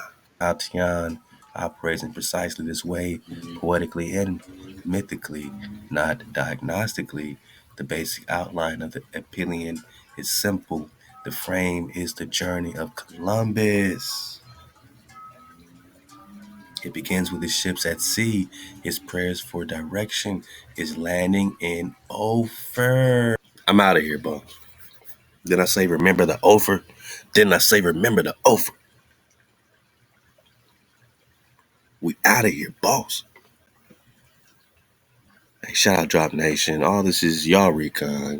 This is what y'all investigating, what y'all continue to investigate, and we continue to, we could regurgitate our drop because we got an original flow. You know what I'm saying? we different around here, man. We built our community in letting go, emptying our cup, not being afraid. We don't have a fearful investigation. We have a fearless investigation, man, because we don't have nothing to fear. We MHOE, so after that, it's all complimentary, man. We could search now. We could seek. Hosea 3. Seek HaWah. Seek the code. And Kanda we now to understand David, the shepherd, the real shepherd. You got to understand all these hijack shepherds. You got to understand all these hijack priests, all these hijack presters, and get to the real prester, the real shepherd, and the real priest. Not like this Christ of Ophir. Christopher. Huh? He lands in Ophir, right? Christopher, love to the bro. He lands in Ophir. That's why they call him the Christ of Ophir. His name ain't Christopher, and you know this, man. Khan, right? In response to the European slaughter of the island's sacred birds. Are we talking the phoenix, man? The dragon? One of the birds prophesies hardship. One of the birds prophesies hardship, disaster, and disease. So one of these birds was prophesying, one of these sacred birds. That sounds like the Ibris or Idris or that Thoth situation. Sounds like Thothy boy, huh? Was prophesying about their hardship, disaster, and disease which the Europeans will have to suffer. The natives of Ophir then approach the white man, make a treaty, and celebrate with feasting, drinks, and games. So treaties were made, huh? Celebrate with hijack feasting? Sounds like Thanksgiving. Are you celebrating that to this day? To this day, you still feasting and drinking with these hijacks? While viewing a religious ritual of the natives, man, in which the priest... While viewing the religious ritual of the natives, is you still celebrating Thanksgiving? These rites and rituals of Hijack City against the Nagas? Treat diseased people with an indigenous plant. Let's get it for the dismount. Now we're talking about an indigenous cure. Right? Is it connected with the quicksilver or the mercury, right? Let's go. Columbus recognizes the disease as the very one foretold by the prophetic bird. He asks the king of the natives the origin of the rites, and in reply, the king tells the two inset tales. The first is about the god's destruction of Atlantis. Atlantia. The home of the natives' ancestors. We know they're calling all of this Atlantia. A Mexican. We know we're talking Mu. Con. The second concerns the punishment of another ancestor, the shepherd Cephalus.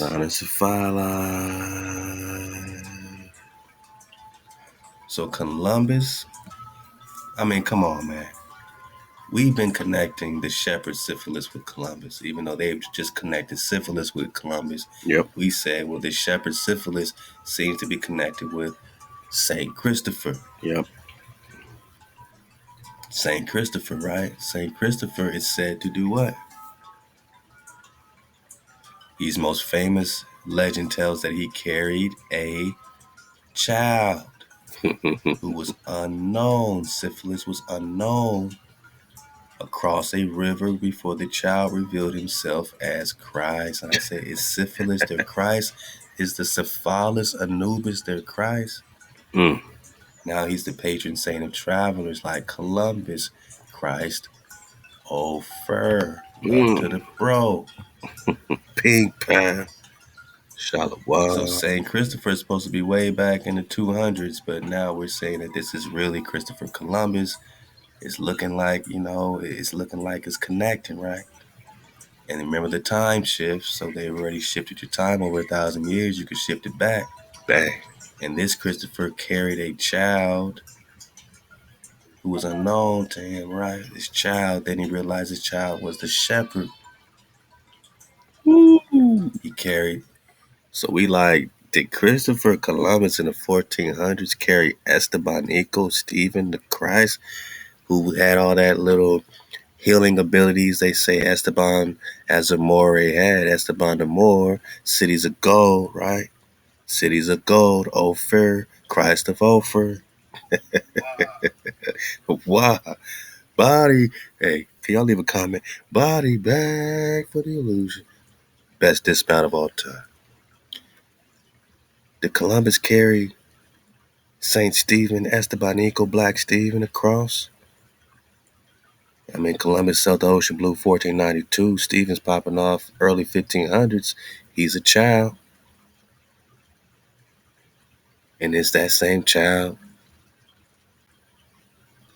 the shepherd Cephalus, Cynocephalus, the shepherd syphilis. Is Columbus syphilis? Is Estebanico syphilis? They say he's a Native American shepherd. This child, this St. Christopher carried a child. And we said, now you also got this Stephen and St. Stephen, all right, who connects with this Esteban. Esteban, if you remember that link that we put up, Esteban the Moor, right? Just pull up the wiki just to get his born day, right? He's born in 1500, right? Columbus dies when? According to their recon, 1506. Bang. Bang. 1506, Esteban would be 6 years old. Ping pow. And we're getting here from St. Christopher that he carried a child across the river. Could it be this Stephen here? Because you're just talking about little Stephen. And last time we started digging on this Stephen the Christ. God. Hold up. Their recon. Hold up. And they call this Stephen.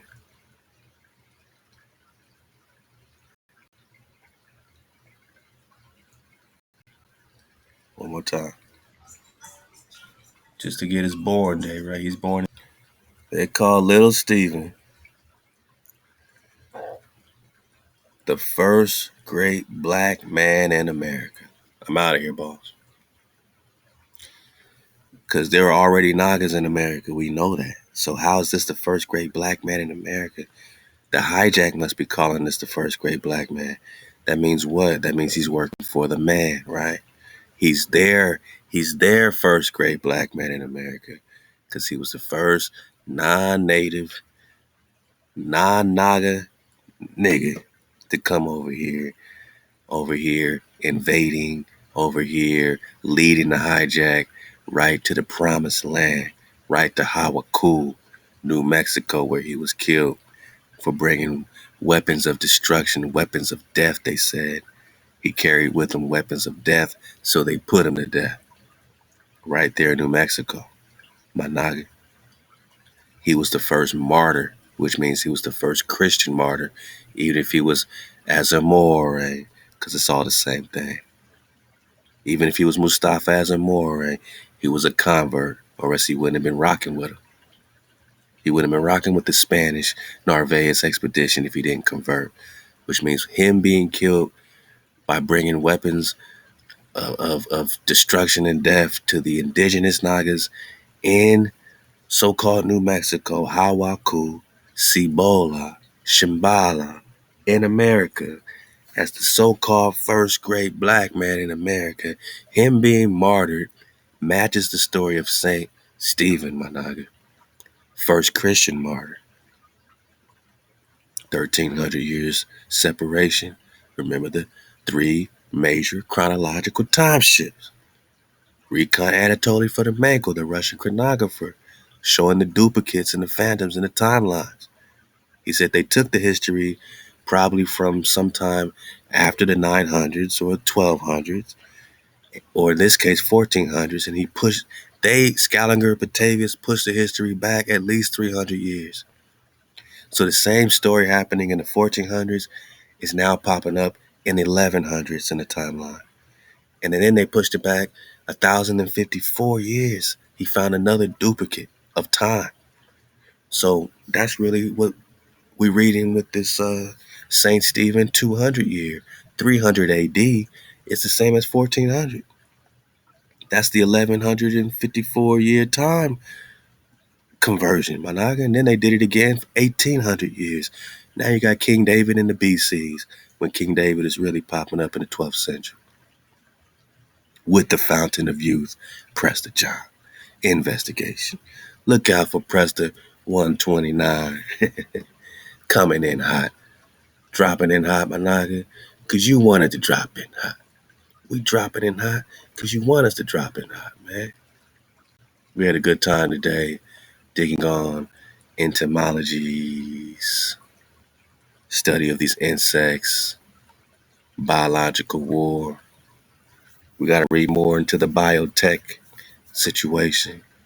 And definitely, Managa, if they've already developed these plans for entomological warfare facilities, don't it make sense that they're using those same facilities to bring the pain, to bring these hijacked, diseased insects right from their military bases and dump them literally right over the head of the Nagas in the city. Right in the city, man. This is why we gotta stay up. We gotta suit up, Managi. We gotta continue to choose up. Give Ahab to each other. And at all costs, man, we gotta bow our soul down to the dust. Have you ever bowed your soul down to the dust? Where your belly cleaves into the earth? To ask HaWah to arise for our help and redeem us for HaWah's mercy's sake. Stay up, suit up, choose up, Halal HaWah. Drop Nation cool. And keep on cooming, man. I truly love all y'all. I appreciate y'all for surfing the wave with a Naga. 9 above the barrier. No matter what, we're doing this together, my Naga. Side by side, one tribe, one vibe. Halal HaWah.